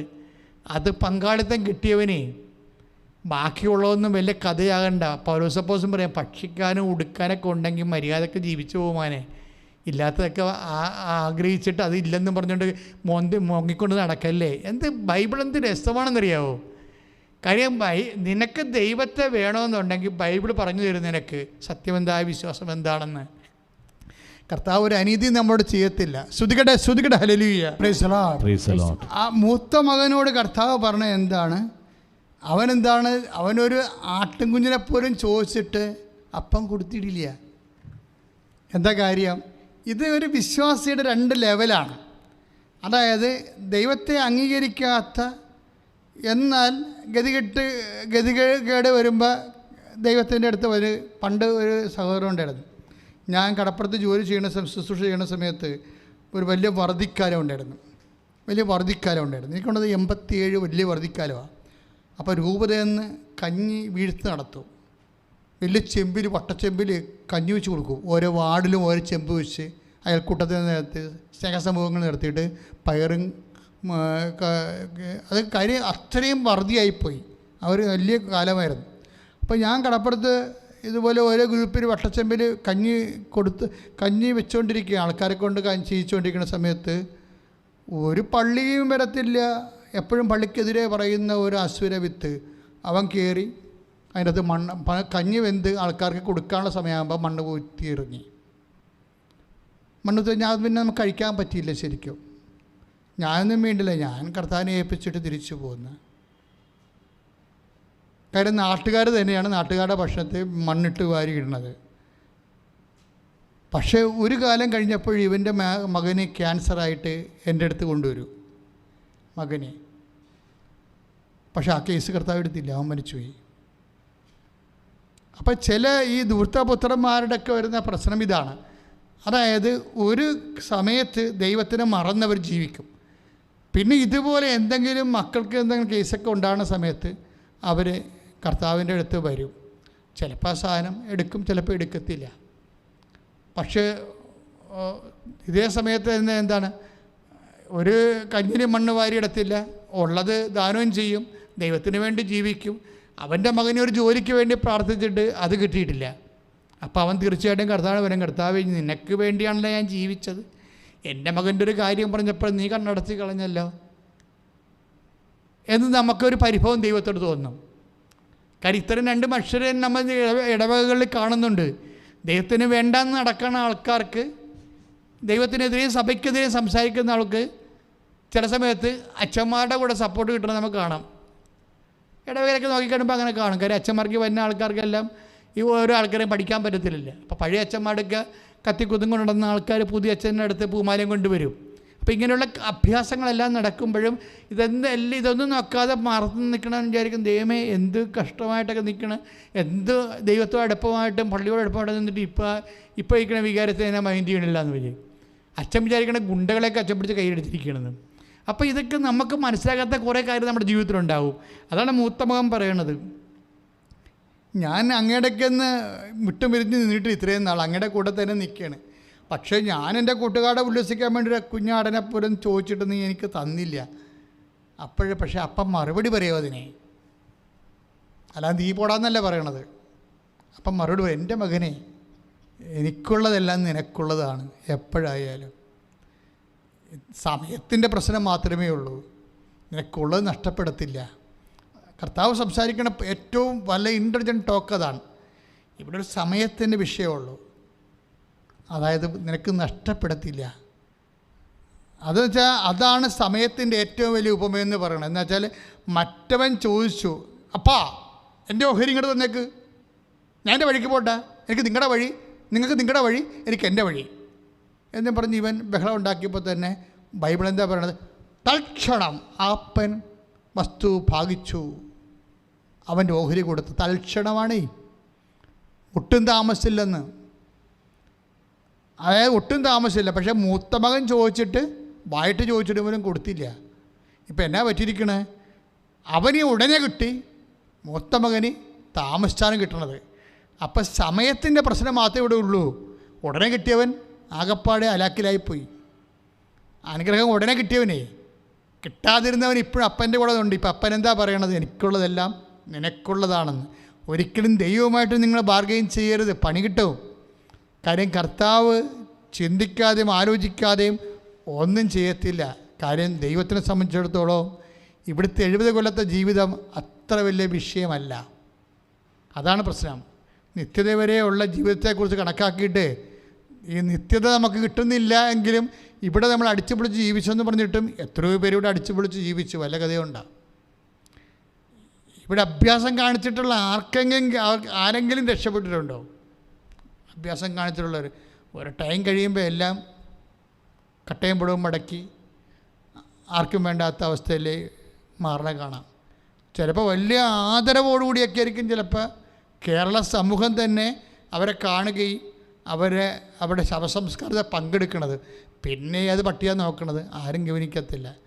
ദൈവത്തിനെ വേണ്ടാതെ ജീവിച്ചവൻ, മനുഷ്യൻ്റെ വാക്കിന് വലിയ വില കൊടുത്ത് ജീവിച്ചവനെ സംബന്ധിച്ചിടത്തോളം അവന് വില കൊടുത്ത മനുഷ്യർ നാളെ മരിച്ചു പോകുമ്പോൾ പിന്നെ അവന് വില കൊടുക്കാൻ ആരും ഉണ്ടാകത്തില്ല. പക്ഷെ ദൈവത്തിന് വില കൊടുത്ത് ജീവിക്കുന്നവൻ നിത്യത വരെ വിലയുള്ളവനായിട്ട് ജീവിക്കും. അതാണ് വിശ്വാസത്തിൻ്റെ മഹിമ. സ്തുതിക്കട്ടെ ദിവ്യകാരുണ്യത്തിന്. പ്രിയമുള്ളവരെ, എബ്രായ ലേഖനം 10-ാം അധ്യായം 36-ാം വാക്യം ഇടയ്ക്ക് ഞാൻ പറയാറുള്ളതാണ്. ഇപ്പോഴത് പറയാൻ കാരണം ഈ ധൂർത്തപുത്രൻ്റെ കഥയിലെ മൂത്ത മകൻ്റെ അനുഭവങ്ങളില്ലേ, അത് ഈ വചനവും തമ്മിൽ നമ്മളിലെ ഒത്തിരി പേരുടെ ജീവിതമായിട്ട് ബന്ധപ്പെട്ട് പോണതാണ്. ഹെബ്രായർ 10:36 എന്താ പറയണത്? ദൈവത്തിന്റെ ഇഷ്ടം നിറവേറ്റി, ദൈവത്തിന്റെ ഇഷ്ടം നിറവേറ്റി അവിടുത്തെ വാഗ്ദാനം പ്രാപിക്കാൻ നിങ്ങൾക്ക് സഹനശക്തി ആവശ്യമാണ്. ഇപ്പം സഹനശക്തി എന്ന് പറഞ്ഞാൽ എന്താണ്? അതൊരു തുടർ സഹനം. അല്ലാതെ സഹനശക്തി വരത്തില്ല. എന്തിനാണ്? ദൈവത്തിൻ്റെ ഇഷ്ടം നിറവേറ്റി. ഇപ്പം എന്താ പ്രശ്നം? നിൻ്റെ മകനെ, എനിക്കുള്ളതെല്ലാം നിൻ്റെതാണെന്ന് പറയുമ്പോൾ ദൈവത്തിൻ്റെ ഇഷ്ടം നിറവേറ്റി വാഗ്ദാനം പ്രാപിക്കാൻ വേണ്ടി ആ മൂത്ത മകൻ അപ്പൻ്റെ കൂടെ നിൽക്കുകയാണ്. അവന് എന്ത് വേണമെന്നാണ് പറയണത്? സഹനശക്തി വേണം. അതുകൊണ്ടാണ് കുഞ്ഞാടനെ പോലും ചോദിച്ചത് കൊടുക്കാഞ്ഞത്. പ്രാർത്ഥനയ്ക്ക് അവന് ഉത്തരം കിട്ടിയിട്ടില്ല. മിനിമമായിട്ട്, മാന്യമായിട്ട്, നോർമലായിട്ട്, നീതിയായിട്ട് ചോദിച്ച കാര്യം കൊടുത്തില്ല. അത് സഹനമായിട്ട് മാറിയപ്പോൾ അവൻ പറയുന്നുണ്ട്, എനിക്കൊരു കുഞ്ഞാടനെ പോലും തന്നില്ലല്ലോ. അപ്പോൾ പറയും, അവൻ എന്തിനാ മറുപടി പറയണത്? ദൈവത്തിൻ്റെ ഇഷ്ടം നിറവേറ്റി, അപ്പൻ്റെ പിതാവായ സ്വർഗപിതാവിൻ്റെ ഇഷ്ടം നിറവേറ്റി വാഗ്ദാനം പ്രാപിക്കാൻ ഒരു കുഞ്ഞാടനെ ചോദിക്കുമ്പോൾ ഈ ഏശാവ് തോറ്റുപോയെന്ന് വിചാരിച്ച ആളാണ് യാക്കോബ്. കാര്യം യാക്കോബിൻ്റെ കടിഞ്ഞുള്ള അവകാശം ഏശാവിൻ്റെ കടിഞ്ഞുള്ള അവകാശം അടിച്ചു മാറ്റി നാട് വിട്ടുപോയ ആളാണ് യാക്കോബ്. അയാൾ പോയി കല്യാണം കഴിച്ചു. 6 സ്ത്രീകൾ അയാളുമായിട്ട് ബന്ധമുണ്ടായി. 12 മക്കൾ ജനിച്ചു. അന്നത്തെ കാലത്തിൻ്റെ രീതിയാണത്. 40 പശുക്കൾ, 400 ആടുകൾ, 80 ഒട്ടകങ്ങൾ. അയാളിങ്ങനെ ഒരു രാജാവായിട്ട് വരുമ്പോൾ താൻ കടിഞ്ഞുള്ള അവകാശം അടിച്ചു മാറ്റിയിരിക്കണം. ഇതെല്ലാം എങ്ങനെ ഉണ്ടായതാണ്? ചേട്ടനെ പറ്റിച്ചുണ്ടാക്കിയതാണ്. ചേട്ടനാണ് എന്നും പറഞ്ഞ് അനിയൻ ചേട്ടൻ്റെ ഉടുപ്പെടുത്ത്, രോമക്കുപ്പ എടുത്ത് അപ്പൻ്റെ കണ്ണ് കാണാത്ത അപ്പൻ്റെ അടുത്ത് പോയി. അപ്പൻ തപ്പി നോക്കി അറിയാതെ അനുഗ്രഹിച്ചുണ്ടാക്കി തട്ടിപ്പ് പരിപാടി നടത്തിയതാണ്. തട്ടിപ്പ് പരിപാടി നടത്തിയാണ് ഈ അനുഗ്രഹം എല്ലാം ഉണ്ടാക്കിയെടുത്തേക്കേണ്ടത്. ഇപ്പോഴും പല ആൾക്കാരൊക്കെ എന്തിനുകൊണ്ടാണ് തോറ്റു പോകണമെന്ന് പോലെ തോന്നുന്നതെന്നറിയാമോ? കള്ളനോട്ട്, അതുപോലെ തന്നെ തട്ടിപ്പുകൾ നടത്തുന്ന ആൾക്കാർക്ക് ഒത്തിരി കാശുണ്ട്. അവർ സ്ഥലങ്ങൾ വലിയ വിലയ്ക്ക് മേടിക്കുമ്പോൾ പാവപ്പെട്ടവന് സ്ഥലം മേടിക്കാൻ പറ്റണില്ല. കാര്യം പാവപ്പെട്ടവന് ഇപ്പോൾ ഒരു കടയിൽ തന്നെ വന്ന് കടപ്പുറത്ത് മീനില്ലെങ്കിൽ നമ്മൾ ചന്തയിൽ വന്ന് ഒരു ചൊറകിന് വില പറഞ്ഞ്, ഒരു അറക്കക്കുഞ്ഞിന് വില പറഞ്ഞു കഴിയുമ്പോൾ അതിന് 100 രൂപ പറയണം. ചെറിയ അറക്കക്കുഞ്ഞല്ലേ. അപ്പോൾ വേറെ എടുത്ത് സംബന്ധിച്ചും അതിന് 200 രൂപ കൊടുത്ത് എടുത്തുകൊണ്ട് പോകും. എന്താ കാര്യം? ഇവൻ 100 രൂപ അധ്വാനിച്ചുണ്ടാക്കിയാണ്, മറ്റവൻ കള്ളനോട്ടം കൊണ്ട് നടക്കുകയാണ്. ഓട്ടം ഇരട്ടിപ്പിച്ചും ആൾക്കാരെ പറ്റിച്ചും ഉണ്ടാക്കിയ കാശാണ്. അതുകൊണ്ടാണ് വലിയ വില കൊടുത്തെടുക്കുന്നത്. നമ്മുടെ വീട് സ്ഥലമൊക്കെ എടുക്കാൻ വേണ്ടി വരുന്ന ആൾക്കാർ വലിയ വില പറയുമ്പോൾ ഓർക്ക് അവൻ്റെ ഈ കള്ളനാണ് ഇരിക്കണമെന്ന് മനസ്സിലാക്കണം. കഷ്ടപ്പെട്ടുണ്ടാക്കിയ കാശ് കൊണ്ട് ആരും വ്യർത്ഥമായിട്ട് കാശ് നോട്ട് വിതറി സാധനം മേടിക്കത്തില്ല. അപ്പോൾ അത് മനസ്സിലാക്കണം. അപ്പോൾ നമ്മൾ നോക്കുമ്പോഴെന്ന് വെച്ച് കഴിഞ്ഞാൽ കള്ളത്തരം കാണിക്കുന്നവനാണ് വലിയ ആളായിട്ട് നിൽക്കുന്നത്. അത് കമ്മ്യൂണിസം വന്നാലും ശരി, അങ്ങനെ കള്ളത്തരം കാണിച്ച് വലിയ ആൾക്കാരുടെ നിൽക്കുന്ന ആൾക്കാർ ഇന്നും ഉണ്ട്. റിസോർട്ടിലൊക്കെ ED വന്നിട്ട് എൻഫോഴ്സ്മെൻറ്റ് ഡയറക്ടറേറ്റ് തീരദേശത്ത് എത്ര റിസോർട്ടിലാണ് കള്ളപ്പണം ഉണ്ടെന്ന് പറഞ്ഞിരിക്കുന്നത് ഇല്ലേ? പിടിച്ചില്ലേ അവർ? അതിൻ്റെ അടക്കേണ്ടി വന്നില്ല കോടികളെ കൊണ്ടേ. അപ്പോൾ ഇതുപോലെയൊക്കെയുള്ള സിറ്റുവേഷൻസ് ഏത് ഇസ്സമൊക്കെ വന്നാലും ഇവിടെ കള്ളത്തരം കാണിക്കുന്നവന് എപ്പോഴും കൈ നിറച്ച് കാശുണ്ടാവും. അത് ലോകത്തിൻ്റെ രീതികളാണത്. അപ്പോൾ ഇങ്ങനെയൊക്കെ കാണുമ്പോൾ നമുക്കത് ചെയ്യാൻ തോന്നിപ്പോകും. അതാണ് പ്രലോഭനം എന്ന് പറയണത്. അപ്പോൾ നമ്മളെ സംബന്ധിച്ചുള്ള എന്താ പ്രശ്നം? നമുക്ക് ഇവിടെ ഇങ്ങനെ അടിച്ചുപിടിച്ച് ജീവിച്ചാൽ പോരല്ലോ. നിത്യത വേണ്ടേ? നിത്യത ഈശോൻ്റെ കൂടെ ജീവിക്കണ്ടേ? അപ്പം ചിലത് കണ്ടില്ലെന്ന് നമ്മൾ നടിക്കും. ചിലത് നമ്മൾക്ക് പറഞ്ഞിട്ടുള്ളതല്ലെന്ന് ധരിക്കും. അങ്ങനെ നമ്മൾ അവിടെ നിന്ന് വഴിമാറിപ്പോവും. എന്തിനാണ് വഴിമാറിപ്പോണത്? നമുക്കതുപോലെ ആരുമായിട്ട് അങ്ങനെ. അതുകൊണ്ടാണ് നിങ്ങൾ പരസ്പരം കോമ്പറ്റ് ചെയ്യരുതെന്ന് വചനം പറയും. പരസ്പരം 2 കൊറിന്ത്യർ 10:12 നിങ്ങൾ പരസ്പരം മത്സരിക്കരുത്. കള്ളപ്പണക്കാരനോട് നിനക്ക് മത്സരിക്കാൻ പറ്റുമോ? ആരോഗ്യമുള്ള ആൾക്കാരുമായിട്ട് നിനക്ക് അശുവായിട്ടുള്ള ആൾക്കാർക്ക് മത്സരിക്കാൻ പറ്റുമോ? അതുകൊണ്ട് കർത്താവ് മത്സരം ബാൻ ചെയ്തിരിക്കുകയാണ്. ആരുമായിട്ട് മത്സരിക്കരുത്. എന്താ കാര്യം? ആര് ജയിക്കും ആര് തോക്കുമെന്ന് നമ്മൾ ചിലരെ തോപ്പിച്ചെന്ന് വിചാരിക്കണതാണ്. അതൊക്കെ മണ്ടത്തരമാണ്. ദൈവം വിചാരിക്കാതെ ആരാണ് തോക്കണത്? യാക്കോബ് അങ്ങനെ വിചാരിച്ചായിരുന്നു. ചേട്ടൻ്റെ കുപ്പായ അടിച്ചു മാറ്റിക്കൊണ്ടേ ചേട്ടനാണ് താനെന്നും പറഞ്ഞ് ആദിജാതൻ്റെ അനുഗ്രഹം കണ്ണും പൊട്ടനായിരിക്കണം അപ്പൻ്റെ ഒക്കെ അടിച്ചു മാറ്റിയ ആളാണ്. അമ്മയുടെ ഒത്താശയോടുകൂടി അവനങ്ങനെ പോയി രക്ഷപ്പെട്ട് അവൻ തിരിച്ചു വരികയാണ്. 12 മക്കളും 6 ഭാര്യമാരും പിന്നെ അതുപോലെ തന്നെ ഉപനാരികളൊക്കെ ആയിട്ട് അവൻ തിരിച്ചു വരികയാണ്. കുറേ ദാസന്മാരൊക്കെ തിരിച്ചു വരികയാണ്. അപ്പോഴുണ്ട് കത്തിയും കവണയായിട്ട് ചേട്ടനെ ഇന്നല്ലെങ്കിൽ നാളെ അഭിമുഖീകരിക്കേണ്ടി വരുമെന്ന് യാക്കോബിനറിയാം. അവൻ പേടിച്ചു. അവനെന്ത് ചെയ്ത്, അവൻ ഏശാവ് തന്നെ ആക്രമിക്കപ്പെടാതിരിക്കാൻ വേണ്ടി ഒരു 40 പശുവിനെ മാറ്റി, ഒരു 80 ഒട്ടകത്തെ മാറ്റി, ഒരു 200 ആടിനെ മാറ്റി, ഇങ്ങനെ കുറേ ആൾക്ക് അതിനെ മാറ്റിയിട്ട് ഇതിനെ നേരത്തെ മുമ്പേ വിട്ട് ഏശാവെങ്ങാനും വരികയാണെങ്കിൽ അവൻ്റെ ആക്രമിക്കുകയാണെങ്കിൽ ചോദിക്കുമ്പോൾ പറയാം, ഇത് അങ്ങയുടെ അനുജൻ അങ്ങയ്ക്ക് കൊടുത്തു വിട്ടതാണെന്ന് പറയാം. പക്ഷേ ഏശാവ് അതൊന്നും മൈൻഡ് ചെയ്യാതെ അവൻ അനിയനെ കാണാനുള്ള സ്നേഹത്തിൽ അവൻ പണ്ടതെല്ലാം മറന്നിട്ട് അവൻ ഓടി വരും. ഏശാവിൻ്റെ ആ വരവെന്ന് പറഞ്ഞത് 1.5 വരവാണ്. വന്നിട്ട് ഇവരൊക്കെ ഒരു ആഞ്ഞ് പുരുകി കെട്ടിപ്പിടിക്കും. എത്ര കാലമായിടാ ഒന്ന് കണ്ടിട്ടെന്ന് ചോദിക്കും. ചേട്ടൻ അജയനോട് ചോദിക്കും, അപ്പോൾ നീ എന്താണ് ഉദ്ദേശിക്കുന്നത്? കുറേ ആൾക്കാർ പറഞ്ഞു, ആ ആടിനെയും ഒട്ടകത്തെയൊക്കെ ഞാനെടുക്കാൻ, എനിക്കിതൊക്കെ വേണ്ടോളം ഉണ്ടടാ. അപ്പം ഏശാവ് യാക്കോബ് ഞൊട്ടി. എന്താ കാര്യം? പറ്റിച്ചെന്നാ വിചാരിച്ചത്. ദൈവം പറ്റിച്ചില്ലെങ്കിൽ മനുഷ്യനെ പറ്റിക്കാൻ പറ്റുമോ? ഈ ഗോഡ് വേ ഞാൻ പറയണത് നിനക്ക് മനസ്സിലാകുന്നുണ്ടോ? ആരും പറ്റിച്ചു പോയി പറഞ്ഞെന്ന് കുറഞ്ഞു പോയെന്ന് ആരും ധരിക്കേണ്ട കാര്യമില്ല. നിന്നെ സൃഷ്ടിച്ചവൻ നിന്നെ പറ്റിച്ചില്ലെങ്കിൽ നീ ജീവിക്കും. യേശാവിന് പറയണേ, എനിക്കതൊക്കെ വേണ്ടോളം ഉണ്ടടാന്ന്. അപ്പോൾ ഇവ വാ പൊളിച്ചു. ആദ്യജാതൻ്റെ അനുഗ്രഹം ഞാനല്ലേ അടിച്ചു മാറ്റിയത്, എനിക്കല്ലേ അനുഗ്രഹമെല്ലാം കിട്ടിയത്, പിന്നെ ഇതെങ്ങനെ കിട്ടിയെന്ന് അത് കർത്താവ് കൊടുത്തതാണ്. അപ്പം ആരും തോറ്റാ ജയിച്ചാന്ന് ഇപ്പം പറയണ്ട. അതുകൊണ്ട് പരസ്പരം മത്സരവും വേണ്ടെന്നാണ് ഈശോയുടെ വചനത്തിൻ്റെ ഒരു പൊരുൾ. വെയിറ്റ് ചെയ്യുക, wait and see how sweet is the lord. നിങ്ങൾ കാത്തിരിക്കുക, കർത്താവ് ഇത്ര മധുരമുള്ളവനാണെന്ന്. അവിടെ പെയ്ത് പിറക്കേണ്ട കാര്യമില്ല, വികൃത കാണിക്കേണ്ട കാര്യമില്ല, പെരുപിറക്കേണ്ട കാര്യമില്ല. മറിച്ച് എന്താണ്, കർത്താവിൻ്റെ ഇത്തിരി സമയം അങ്ങോട്ടും ഇങ്ങോട്ടും മാറുവന്നേ ഉള്ളൂ മക്കളെ, വേറെ ഒന്നും സംഭവിക്കത്തില്ല. ദൂർത്തപുത്രന് നേരത്തെ കൊടുത്തു, അതുകൊണ്ട് നേരത്തെ കൊടുത്തതിൻ്റെ ഭവിഷ്യത്ത് അവൻ അനുഭവിച്ചത്. മൂത്തവനോട് പറഞ്ഞ, ഒരു കുഞ്ഞാടിനപ്പുറം തന്നെ കൈയും കാര്യം ഞാൻ വിട്ടു എന്ന് പറഞ്ഞു. നീ എന്നോട് ചോദിച്ചത്, നീ വല്ലതും ചോദിച്ചതിന് കൈയും കാര്യം വിട്ടു. എന്താ കാര്യം? നേരത്തെ കൊടുത്തവൻ വേശികളുടെ കൂടെ അതിൻ്റെ പന്നിയായിട്ട് അവൻ ജീവിക്കണം ഇവിടെ. നീ എൻ്റെ കൂടെ ഉണ്ടല്ല എൻ്റെ മകനെ, എനിക്കുള്ളതെല്ലാം നിനക്കുള്ളതാണ്. ഇത് കേൾക്കണ്ടേ എന്നാൽ മിണ്ടാണ്ടിരിക്കുക. കർത്താവിൻ്റെ കൂടെ ശാന്തമായ അമ്മയെപ്പോലെ സഞ്ചരിക്കൂ. ശ്രുതികടേ കർത്താവ് വചനം നൽകി നമ്മളെ ധന്യമാക്കി.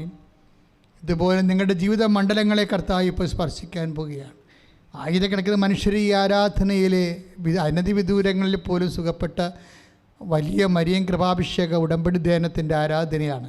അതുകൊണ്ട് നീ വളരെ പ്രത്യാശയോട് വേണം ആൾത്താറിലേക്ക് നോക്കാൻ. ഏറ്റു പ്രാർത്ഥിക്കുക, കർത്താവേ ഇപ്പോൾ പ്രാർത്ഥിക്കാൻ പോകുന്ന അങ്ങയുടെ അഭിഷിക്തന്റെ വിശുദ്ധ പൗരോഹിത്യത്തെ മഹത്വപ്പെടുത്തിക്കൊണ്ട് ഇപ്പോൾ ലോകാന്തരങ്ങളിലെ പ്രാർത്ഥിച്ചുകൊണ്ടിരിക്കുന്ന ഭാരം വഹിച്ചുകൊണ്ടിരിക്കുന്ന അങ്ങയുടെ പ്രിയ മക്കളെ അങ്ങയുടെ വലത് കരത്താൽ തിരുമുറുവാറുന്ന അത്ഭുത കരത്താൽ സ്പർശിക്കണമേ. എന്റെ കർത്താവേ, വേദനയോടെ എന്നാൽ വിശ്വാസത്തോടെ ഞങ്ങൾ ശരണം പ്രാപിച്ചുകൊണ്ട് പ്രാർത്ഥിക്കുന്നു. കർത്താവേ, പ്രാർത്ഥനാ സമയത്ത് അങ്ങ് അടിപ്പിണർ പോലെ ആഘാതം പോലെ ദൈവിക ശക്തി സ്വർഗ്ഗത്തിൽ നിന്ന് ഓരോ കുടുംബങ്ങളിലെ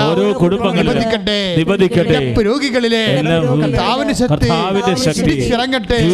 കർത്താവേ, സമാധാനമില്ലാത്തവരെ, സാമ്പത്തിക കടമുള്ളവരെ, മക്കളില്ലാത്തവരെ, മക്കളില്ലാത്തവരെ, താമസിക്കുന്നവരെ,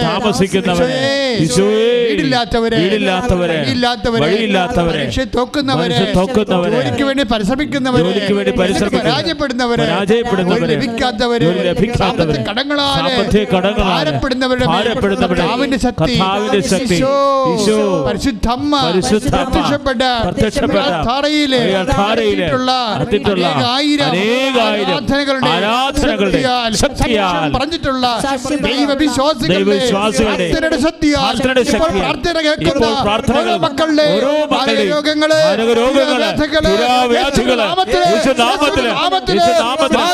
മാറിപ്പോകട്ടെ.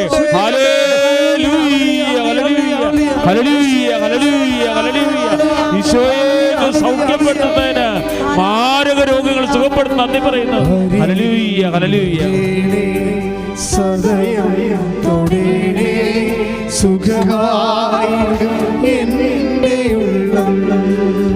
യേശുവേ ആരാധന.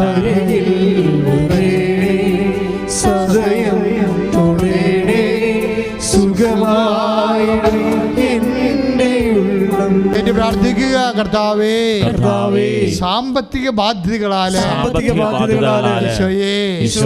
വിഷമം അനുഭവിക്കുന്നവരെ പ്രാർത്ഥനാ സമയത്ത് സ്പർശിക്കണമേ.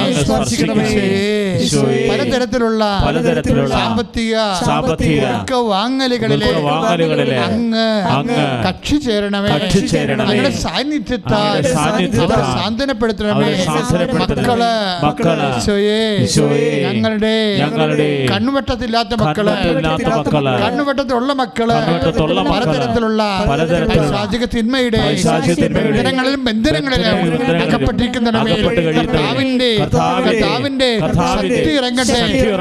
നാമത്തിൽ തടസ്സങ്ങള് മാറിപ്പോകട്ടെ.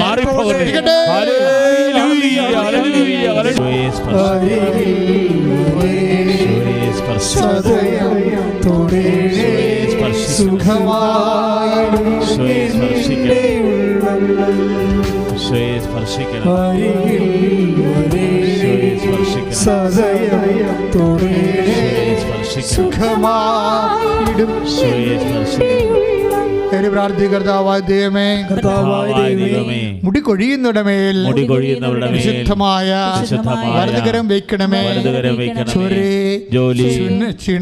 കർത്താവേ, ത്വക്ക് രോഗങ്ങളുടെ മേൽ വിശുദ്ധ രക്തത്താൽ കാല് മുതൽ ഉച്ചവരെ കഴുകണമേ.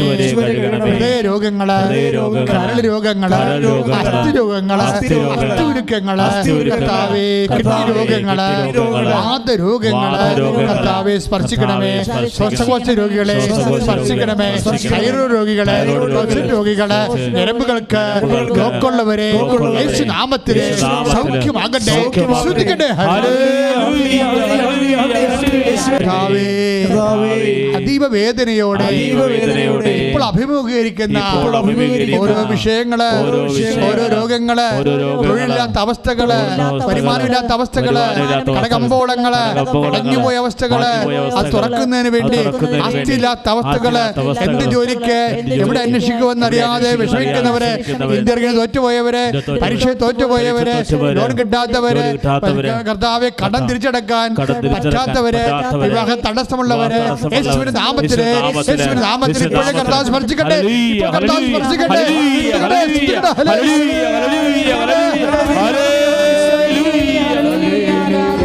ആരാധന.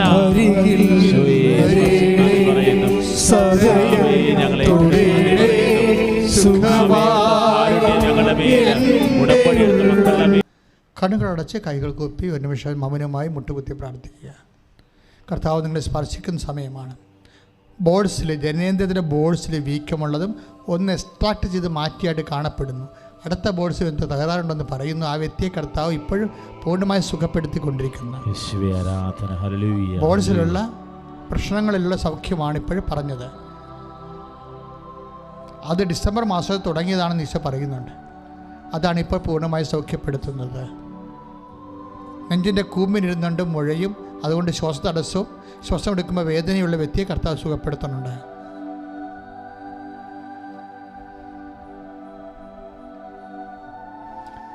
മാലാഖമാർ സ്വപ്നം കാണുക, ദർശനം കാണുക ചെയ്ത വ്യക്തികളെ കർത്താവ് കാണിച്ചിരുന്നുണ്ട്.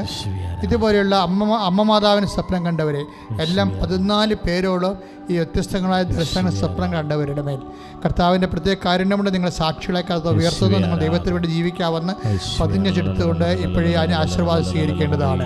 കണ്ണുകളെ കർത്താവ് കാണിച്ചുകൊണ്ട് കണ്ണിൻ്റെ ഇടത് കണ്ണിൻ്റെ കാഴ്ചക്കുറവ് കർത്താവ് കാണിക്കുന്നുണ്ട്. ആ കണ്ണിനെ കർത്താവ് സ്പർശിക്കുന്നുണ്ട്. ആ കണ്ണ് കർത്താവ് കാഴ്ചയ്ക്ക് തിരിച്ചു വരുന്നതായിട്ട് കാണിക്കുന്നുണ്ട്. ക്യാൻസറിനെ കാണിച്ചിരുന്നുണ്ട്, മുഴയെ കാണിച്ചിരുന്നുണ്ട്, മുഖത്തും കഴുത്തിനുമൊക്കെ മുഴയുള്ളവരെ കാണിച്ചിരുന്നുണ്ട്. അവിടെയെല്ലാം കർത്താവിന്റെ തിരുമുറുപാട് വെറുതെ കർത്താവിന്റെ സ്പർശനമുണ്ട്. സമർപ്പിച്ച നിയോഗങ്ങൾ 1, 2, 3, 4 തവണകൾ പുതുക്കി സമർപ്പിച്ച നിയോഗങ്ങൾ എല്ലാം സമർപ്പിച്ച് പ്രാർത്ഥിക്കട്ടെ. സമർപ്പിക്കട്ടെ. കരങ്ങൾ ഉയർത്തി അതിശക്തമായി സ്തുതിക്കട്ടെ. ഈശോ, നിങ്ങൾ ഓരോരുത്തരും നിങ്ങളുടെ കുടുംബങ്ങളെയും തൊടുകയാണ്, ഉടമ്പടി നിയോഗങ്ങളെ തൊടുകയാണ്, മാരക രോഗികളെ ഈശോ സമ്പൂർണ്ണ സൗഖ്യത്തിലേക്ക് നയിക്കുകയാണ്. ഭവനരഹിതരെയും സദാനരഹിതരെയും തൊഴിലരഹിതരെയും ഈശോ സ്പർശിക്കുകയാണ്. കുടുംബ സമാധാനമില്ലാത്ത വേണ്ടിയിരിക്കുകയാണ്. Hallelujah, hallelujah. പരിശുദ്ധയുടെ പ്രത്യക്ഷീകരണം, കൃപാസനത്തിന്റെ പ്രത്യക്ഷമായ പരിശുദ്ധ തിരുസഭയുടെ തിരുസഭയെ സ്പർശിക്കുന്നു. ജോസഫിനെ പ്രാർത്ഥിക്കുന്നു. കൃപാസന ഓരോ ശുശ്രൂഷകൾ ഇപ്പോൾ കണ്ട് പ്രാർത്ഥിക്കുന്നവരെ സമർപ്പിക്കുന്നു. Hallelujah, hallelujah, hallelujah. യേശുവേ ആരാധന. പരിശുദ്ധ പരമമാ യേശുവേ ആരാധന. ദിവ്യകാരുണ്യമേ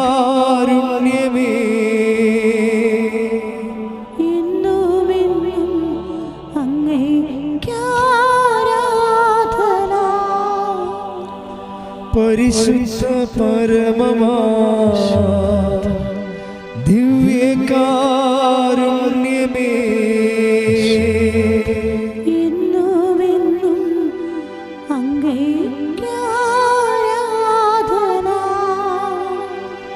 പരിശുദ്ധ പരമമാ ദിവ്യകാരുണ്യമേ എന്നുമെന്നും അങ്ങേയ്ക്കാരാധന. ആവേ ആവേ ആവേ ആവേ. ഞങ്ങൾക്ക് വേണ്ടി ഞങ്ങളുടെ കുടുംബങ്ങളെ